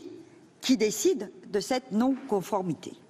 Bien entendu, il s'agit de la soumission aux fameux critères libéraux qui structurent l'actuelle construction européenne, ces critères que l'on appelle les critères de Maastricht, repris par le traité de Lisbonne. Ce sont ces critères refusés par le peuple en 2005 qui placent depuis des décennies maintenant la rentabilité financière au-dessus de la satisfaction des besoins humains, à commencer par le droit au travail, par le libre accès aux services publics. Aujourd'hui, le président de la République et son gouvernement répondent avec zèle aux exigences de la Commission européenne. Projet après projet, des ordonnances du travail à ce budget, en passant par la loi de financement de la sécurité sociale.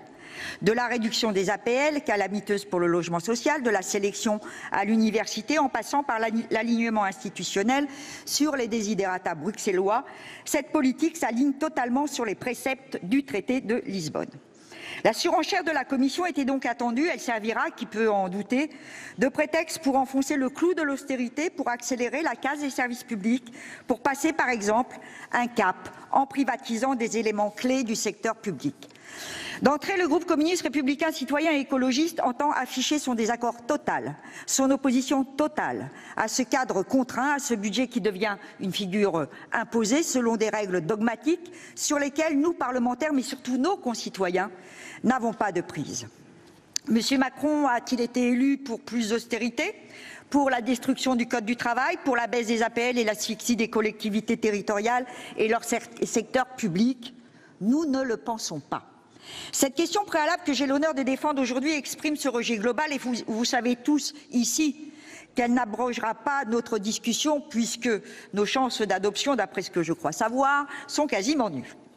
Seul groupe d'opposition déclaré à la politique d'Emmanuel Macron qu'un éditorialiste d'un journal qui ne porte pas nos idées qualifia de « au bonheur des riches », nous utilisons cette procédure pour permettre à l'opposition de s'exprimer clairement et fortement. Oui, notre groupe refuse cette loi de finances 2018 parce qu'elle inaugure d'une certaine manière un nouveau quinquennat de sacrifices et de souffrances pour nos concitoyens sans que cela ne se traduise en plus par une amélioration durable de la situation des comptes publics et de la situation économique et sociale. Cela fait tellement d'années que le chantage est ainsi pratiqué à l'endroit de nos concitoyens qu'il en devient presque indécent de rappeler les contours de cette logique et de ces politiques d'austérité qui ont tant nui à la situation. Ce projet de loi de finances s'inscrit dans un système idéologique qui, comme je l'ai indiqué, perdure depuis des années. Mais mes chers collègues, où vivons-nous? Avez-vous oublié que cela fait plus de 30 ans que les salariés de ce pays goûtent aux délices de la flexibilité de l'emploi, avec une bonne trentaine de types de contrats de travail existants sur le marché?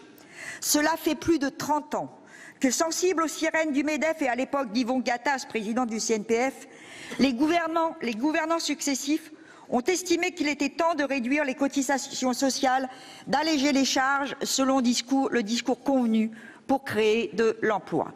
Nous en connaissons le résultat. 30 ans après les premiers textes de la loi sur la flexibilité, nous offrons à 6 millions de nos compatriotes l'insécurité de périodes de chômage entrecoupées, de petits boulots, de contrats à durée déterminée et autres missions d'intérim. La transformation prochaine du CICE en allègement pérenne de cotisations sociales, élément du salaire sans cesse réduit depuis quelques années déjà, devrait conduire le SMIC français aux alentours du SMIC de certains pays de l'Est européen, cotisations comprises. Quel progrès, quelle avancée! Ces cadeaux au patronat offerts par dizaines de milliards sans le moindre résultat en matière de politique industrielle et d'emploi doivent cesser. La flexibilité de l'emploi sur la durée est l'une des causes des maux dont souffre notre économie du point de vue de la compétitivité. Il faut le rappeler, le chômage coûte cher à la nation.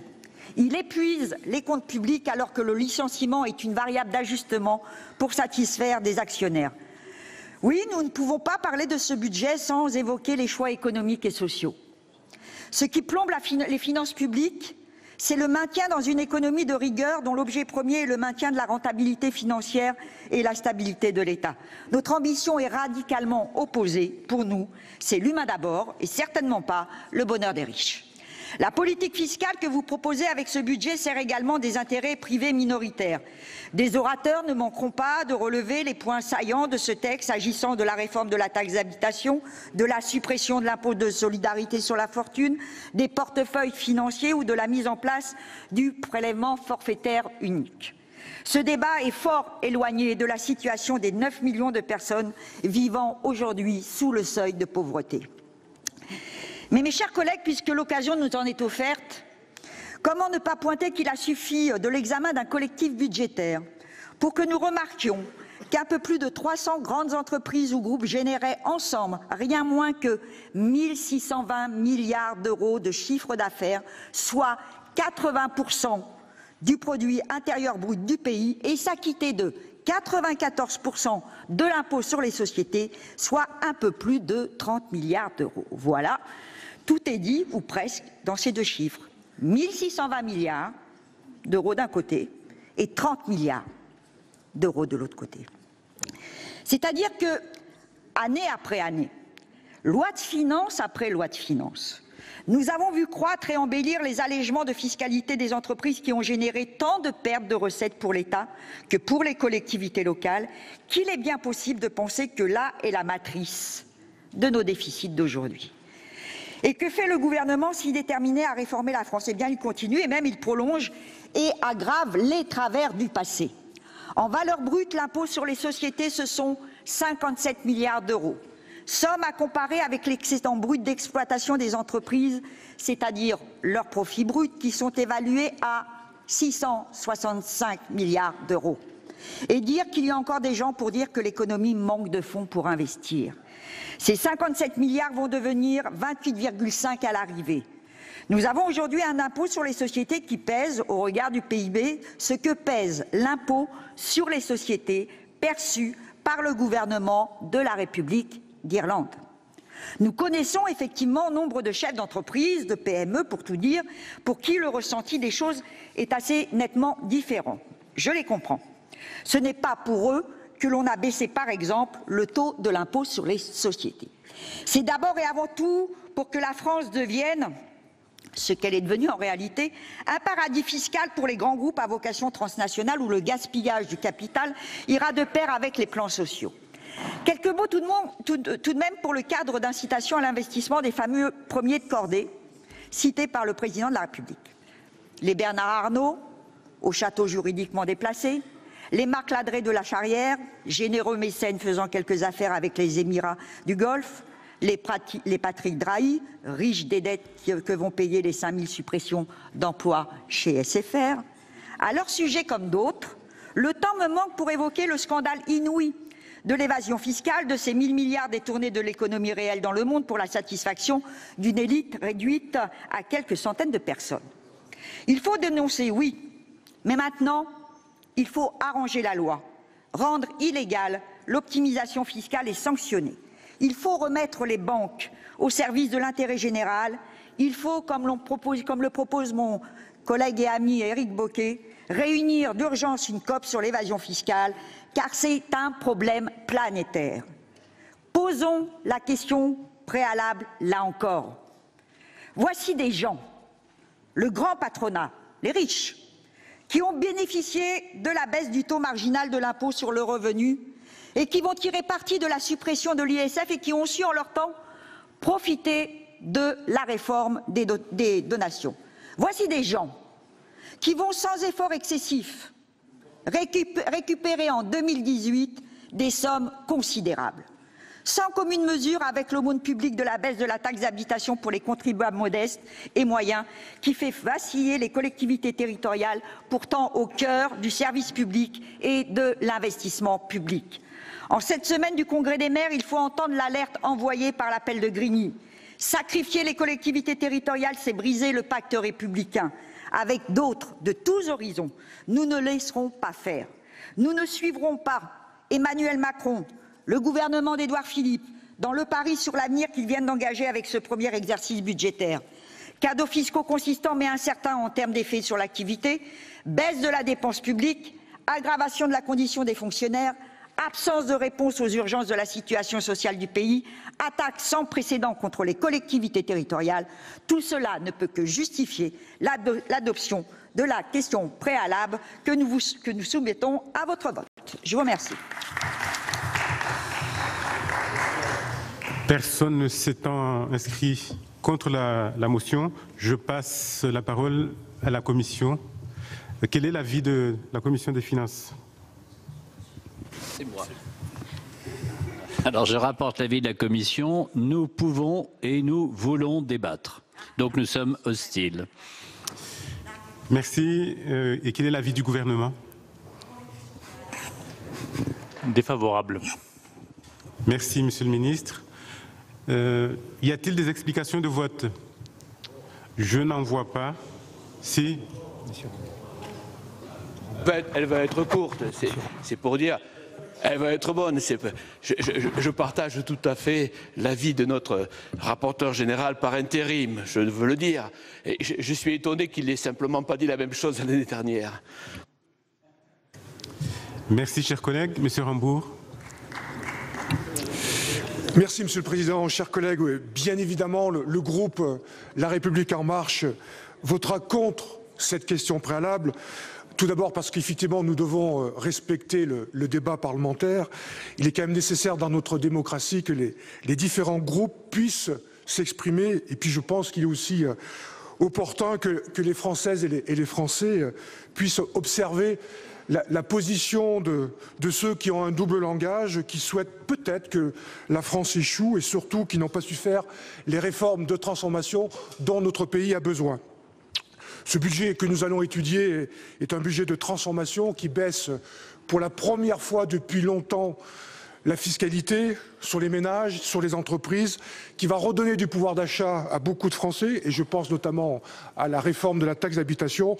Nous aurons le temps en séance d'évoquer les nombreuses autres transformations que porte ce budget. Je vous invite, chers collègues, à rejeter cette question préalable. Merci. Merci, chers collègues. Monsieur Canvet. Merci, Monsieur le Président, Messieurs les ministres. Je voulais dire au nom du groupe de l'Union centriste, bien entendu, qu'au vu de l'argumentaire qui vient de motiver cette question préalable, nous ne pourrons la voter et donc nous allons également nous y opposer. Merci, chers collègues. Je ne vois plus de demande d'explication de vote. Je vais consulter le Sénat sur la question préalable opposée par M. Éric Bocquet et plusieurs de ses collègues. Je rappelle que l'adoption de cette motion entraînerait le rejet du projet de loi de finances pour 2018. En application de l'article 59 du règlement, le scrutin public ordinaire est de droit. Je vous rappelle que l'avis de la commission est défavorable, l'avis du gouvernement est défavorable. Il va donc être procédé au scrutin public dans les conditions fixées par l'article 56 du règlement. Le scrutin sera ouvert dans quelques instants.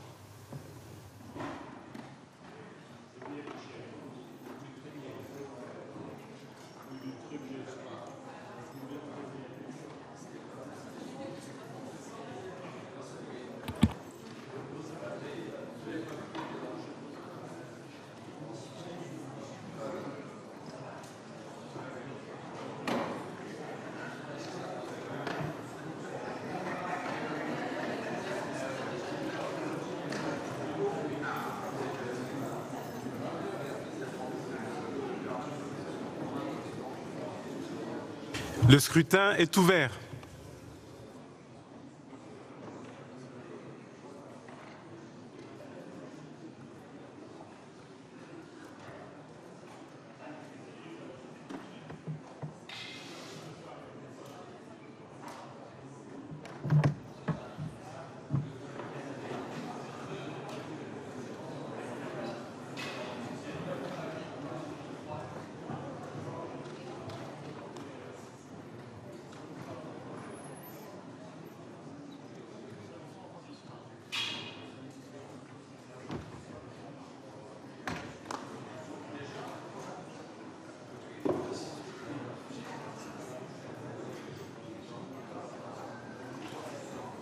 Un projet de loi de finances.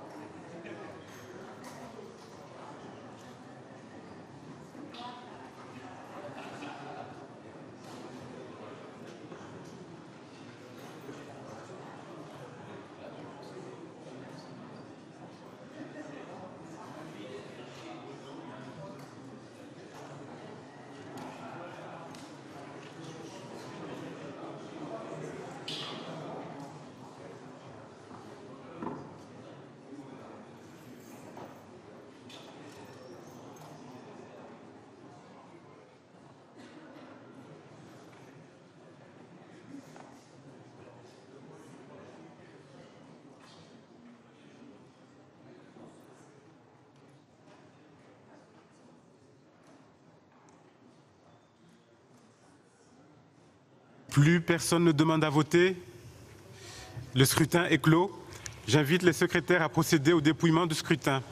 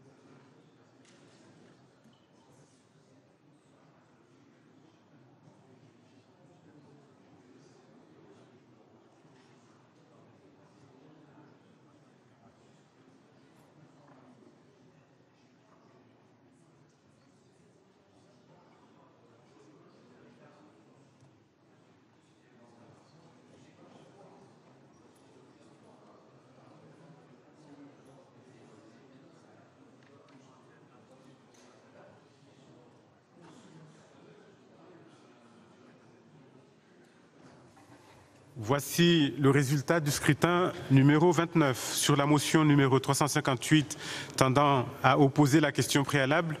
Compte tenu de l'ensemble des délégations de vote accordées par les sénateurs aux groupes politiques et notifiées à la présidence. Nombre de votants 343, nombre de suffrages exprimés 343, pour l'adoption 14, contre 329. Le Sénat n'a pas adopté. Nous passons à la suite de la discussion générale. Dans la suite de la discussion générale, la parole est à Monsieur Julien Bargeton pour 7 minutes.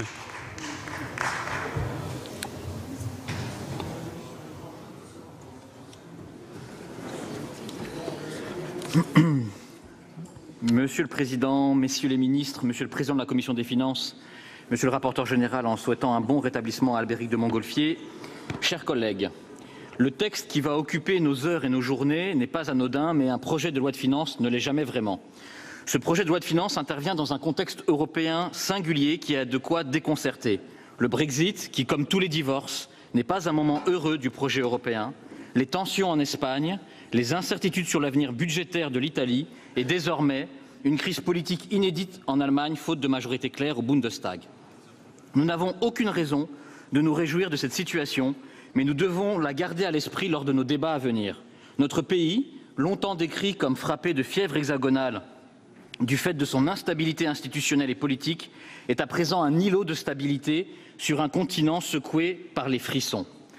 Car l'espoir né de l'élection du président de la République ne s'arrête pas à nos frontières et nous avons collectivement l'opportunité de contribuer au retour de la France en Europe. À cet égard, l'avis de la Commission européenne nous pousse à agir, mais pas dans le sens d'une aggravation des déficits. Nous aurons des débats, parfois techniques, mais cette chance historique est un aiguillon. La stabilité politique n'est pas synonyme d'inertie. Elle est au contraire une invitation à une transformation profonde de nos politiques publiques et de notre système fiscal. Nous devons à présent agir à partir d'un diagnostic lucide sur l'état de nos comptes publics, ce qui a été fait par le gouvernement dès le mois de juillet, sur les freins qui entravent le financement de notre économie, mais aussi un regard critique sur les résultats en deçà des attentes quotidiennes de nos concitoyens, la politique de l'emploi et la politique du logement. C'est définitivement le bon moment pour agir. Les signes d'affermissement de la reprise de la croissance sont bien documentés par l'INSEE. Il s'agit de tirer parti de ce contexte économique favorable pour réduire durablement les prélèvements obligatoires et réduire tout aussi durablement certaines dépenses publiques devenues inefficientes. À l'inverse, la dépense publique n'est pas par nature mauvaise et il n'est d'ailleurs pas rare que ceux qui réclament la réduction de la fiscalité en première partie soient les mêmes qui s'opposent aux mesures d'économie en seconde partie. À titre indicatif, je rappelle que la dépense publique entre 2002 et 2008 avait progressé en volume de 2,1% par an et que le gouvernement s'est engagé dans la trajectoire pluriannuelle des finances publiques à un ralentissement inédit de la dépense à hauteur de 0,4% par an entre 2018 et 2022. Entendons-nous bien sur la notion d'économie, car le groupe Les Républicains avait déjà aggravé de 10 milliards d'euros supplémentaires à l'Assemblée nationale le déficit public en première partie et qu'au terme du PLFSS au Sénat, vous avez creusé le déficit public de 7 milliards d'euros supplémentaires et de 5 milliards au moment du PLFR. Je ne doute pas de votre bonne volonté et l'amendement de suppression de l'impôt sur la fortune immobilière en est déjà un premier témoignage à faire de même au cours de ce débat. Vous nous aviez proposé la semaine dernière, lors de l'examen du PLFR pour 2017 sur la taxe sur les dividendes, d'utiliser le surcroît de recettes pour régler ce contentieux. Nous n'avons pas entendu, mais peut-être était-ce la fatigue, défendre une réduction de la dépense publique à ce moment-là. Étonnant, non, pour citer Pierre Desproges, que vous affectionnez, Monsieur le Ministre, je crois. Je doute que cette attitude soit à la hauteur des enjeux du moment. Il est vrai que le moment est un peu long. Âgé de 44 ans, je n'ai vécu que 2 ans dans un pays avec des comptes publics en excédent, car depuis 1975, nous sommes systématiquement dans le rouge, c'est dire. Ne sillons pas la branche sur laquelle nous sommes collectivement assis. Le Sénat, et je le regrette, n'est plus une évidence pour nos concitoyens. Et nous devons être capables de leur redonner confiance dans l'action publique. Je conçois que les formations politiques puissent avoir des agendas internes, mais ne donnons pas une image caricaturale. Notre Assemblée, ce budget et surtout les citoyens méritent mieux. La première partie que nous allons examiner concerne la fiscalité et je souhaite m'y attarder un peu. La stratégie fiscale du gouvernement passe d'abord par un allègement de la fiscalité pesant sur les ménages. Le principal mais non unique levier de cette politique est l'exonération de la taxe d'habitation pour 80% des foyers à l'horizon 2020. La Commission des finances a fait le choix que je ne partage pas d'ajourner ce gain de pouvoir d'achat qui profitera qui profitera en priorité aux classes moyennes. Nous aurons, je pense, l'occasion d'y revenir au cours de ces débats et je ne trahis pas un secret en disant que le chef de l'État abordera ce sujet cet après-midi. Le groupe La République En Marche souhaite être partie prenante et force de proposition des initiatives sénatoriales visant à transformer notre fiscalité locale, difficile à piloter pour les élus et incompréhensible pour à peu près tout le monde. L'exigence de transformation se retrouve également dans les mesures relatives à la fiscalité du capital. C'est le cas du prélèvement forfaitaire unique. L'objectif de la mesure n'est pas, comme on l'a beaucoup entendu, de faire un cadeau aux Français les plus aisés, mais de faciliter le financement des entreprises. C'est le même souci qui anime la réforme très commentée de l'impôt de solidarité sur la fortune et qui est devenu un totem pour les deux côtés de l'hémicycle, entre ceux d'une part qui y voient un moyen de contenir les inégalités de patrimoine, oubliant au passage que nous sommes en économie ouverte, et ceux d'autre part qui souhaitent la suppression totale de l'ISF. L'ISF est un impôt épouvantail qui n'est pas un atout dans un contexte de compétitivité internationale, mais l'IFI est néanmoins justifié car l'investissement immobilier, au-delà de la résidence principale, reconnaissons-le, n'est pas celui qui contribue le plus à l'économie de la connaissance et d'innovation que le gouvernement souhaite consolider. Je suis également satisfait de voir que ce budget comporte des mesures fiscales attendues par les entreprises. Nous aurons l'occasion d'en parler lors de l'examen des articles non rattachés, notamment de l'impôt sur les sociétés. À cela s'ajoute d'ailleurs la transformation du CICE en allègement de charges à l'horizon 2019. Quelques jours après la désignation de notre capitale comme destination de l'agence bancaire européenne, la suppression de la tranche additionnelle de 20% de taxe sur les salaires tire les conséquences de façon positive du Brexit pour la place financière de Paris. Mon intervention ne peut être exhaustive. Je rappellerai simplement que la politique fiscale n'est pas un jeu de mécano. Lorsque la majorité sénatoriale a décidé de supprimer la hausse de la CSG, elle a déstabilisé l'ensemble de l'édifice, car si les textes sont distincts, la stratégie fiscale est cohérente. Il est très facile de se faire le défenseur des retraités en omettant de dire que non seulement l'exonération de la TH leur profitera, mais aussi que la hausse de TVA que certains proposent frappera tous les retraités, y compris ceux qui ne sont pas concernés par la hausse de la CSG. Telle n'est pas notre philosophie de l'action. Clarté des choix fiscaux, crédibilité des hypothèses retenues, contrôle des deniers publics. Le groupe La République En Marche a toutes les raisons de soutenir le PLF issu des travaux de l'Assemblée nationale, car il réconcilie l'eau et le feu de la politique fiscale française des 20 dernières années, l'eau et le feu de la politique fiscale des 20 dernières années, la solidité de notre économie et la solidarité entre les citoyens. Je vous remercie. Merci, chers collègues. La parole est à Monsieur Éric Bocquet pour le groupe CRCE et pour 12 minutes. Président. Bien, Monsieur le Président, Messieurs les ministres, Monsieur le Président de la Commission des finances, rapporteur général que, évidemment, nous saluons très amicalement, mes chers collègues, nous entamons donc aujourd'hui l'examen du premier projet de loi de finances 2018 élaboré par ce nouveau gouvernement. Il s'agit bien évidemment de donner à l'État un budget pour l'année prochaine, mais bien au-delà, ce premier budget fixe aussi très clairement les lignes directrices pour le quinquennat qui s'ouvre. Vous venez donc, messieurs les ministres, d'entrer dans la maison France. Ainsi, pensons-nous qu'il eût été fort utile de procéder à un état des lieux exhaustif de notre société et de la République. Liberté, égalité et fraternité, cette magnifique devise est aujourd'hui bien souvent contestée par la réalité de la vie quotidienne vécue par une très grande majorité de nos concitoyens. Cet état des lieux eût été facile à faire compte tenu des nombreux documents disponibles pour ce faire. Je pense aux rapports récents d'ONG comme Oxfam, le Secours populaire français, ou plus récemment encore le Secours catholique. Elles sont unanimes, malheureusement, pour relater le constat qu'elles ont pu établir. Vous nous rétorquerez peut-être, comme d'autres le firent avant vous, que nous ne sommes plus à l'époque de Zola. Certes, et c'est bien là où le bas blesse. Les données pour 2017 sont absolument effarantes pour un pays comme le nôtre, encore à ce jour, 6e puissance du monde. Nous ne pouvons pas faire l'économie de quelques chiffres. En 2016, les 10% des Français les plus riches détiennent 56% des richesses, quand les 50% les plus pauvres se partagent 5%. Plus d'un tiers des Français a expérimenté, entre guillemets, la pauvreté. Le seuil de pauvreté perçu est à un niveau toujours plus élevé, 1 015 €, qui se rapproche qui se rapproche très dangereusement du niveau du salaire minimum établi aujourd'hui à 1 140 €. Cette pauvreté qui prend racine dans notre pays a bien évidemment des conséquences concrètes dans la vie de nos concitoyens. 20% d'entre eux déclarent avoir renoncé à des soins dentaires du fait de leur coût, 12% à l'achat de lunettes ou encore 16% à une consultation chez un médecin spécialiste. Le concept d'égalité, disais-je en préambule, est quelque peu mis à mal dans notre République. Car lorsqu'on porte le regard vers le haut de la pyramide, vers les premiers de cordée, on se dit qu'effectivement, il y a quelque argent dans ce bas monde. Un magazine économique aux feuilles de papier glacé publie chaque année, en juillet, un numéro spécial nous présentant le palmarès des 500 premières fortunes de France. Il suffira ici de citer juste un extrait de l'éditorial du numéro de cette année. Je cite. Le constat saute aux yeux. À voir l'évolution du classement des 500 fortunes professionnelles depuis sa première édition du magazine en 1996, le patrimoine des ultra-riches en France a considérablement progressé depuis 2 décennies. Les chiffres attestant de leur prospérité impressionnent. Le nombre des milliardaires a explosé de 11 à 92 et au total, la valeur des 500 fortunes passée de 80 à 570 milliards multipliée par 7.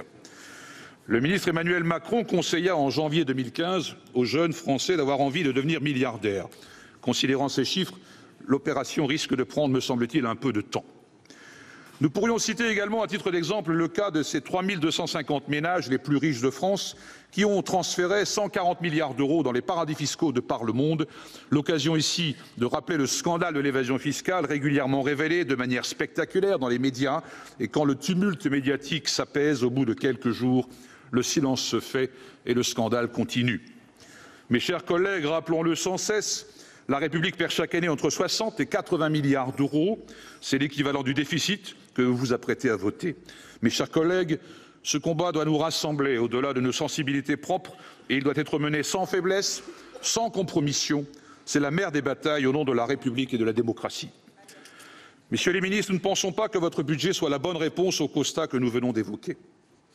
Nous constatons d'abord qu'il s'inscrit dans la lignée des budgets antérieurs, cela a été rappelé par Éliane Assassi, enserré dans les carcans que vous vous êtes donnés après la RGPP, la modernisation de l'action publique, le TSCG, le dogme de la réduction de la dépense publique, réaffirmé ce matin, comme si elle était nuisible par nature, qu'elle ne contribuait pas, elle aussi, à la croissance et au développement. Aussi, cette continuité se traduit-elle dans vos choix budgétaires. Nous détaillerons notre propos au cours des jours à venir dans cet hémicycle. Nous voudrions évoquer aujourd'hui 3 mesures fortes de votre projet. À commencer par la suppression de la taxe d'habitation. Et commencer dans cette haute assemblée par ce sujet prend un sens évidemment très particulier. Ce sujet fut abondamment débattu lors de la récente campagne des élections sénatoriales, tant il suscite toujours beaucoup d'inquiétudes chez les maires et les élus locaux. Il y avait certainement une réforme à mener, ça ne fait aucun doute, en matière d'impôts locaux. Elle ne doit pas, évidemment, éluder le sujet épineux de la valeur locative. Cette annonce est démagogique, selon nous, et qu'en sera-t-il demain de la taxe foncière ?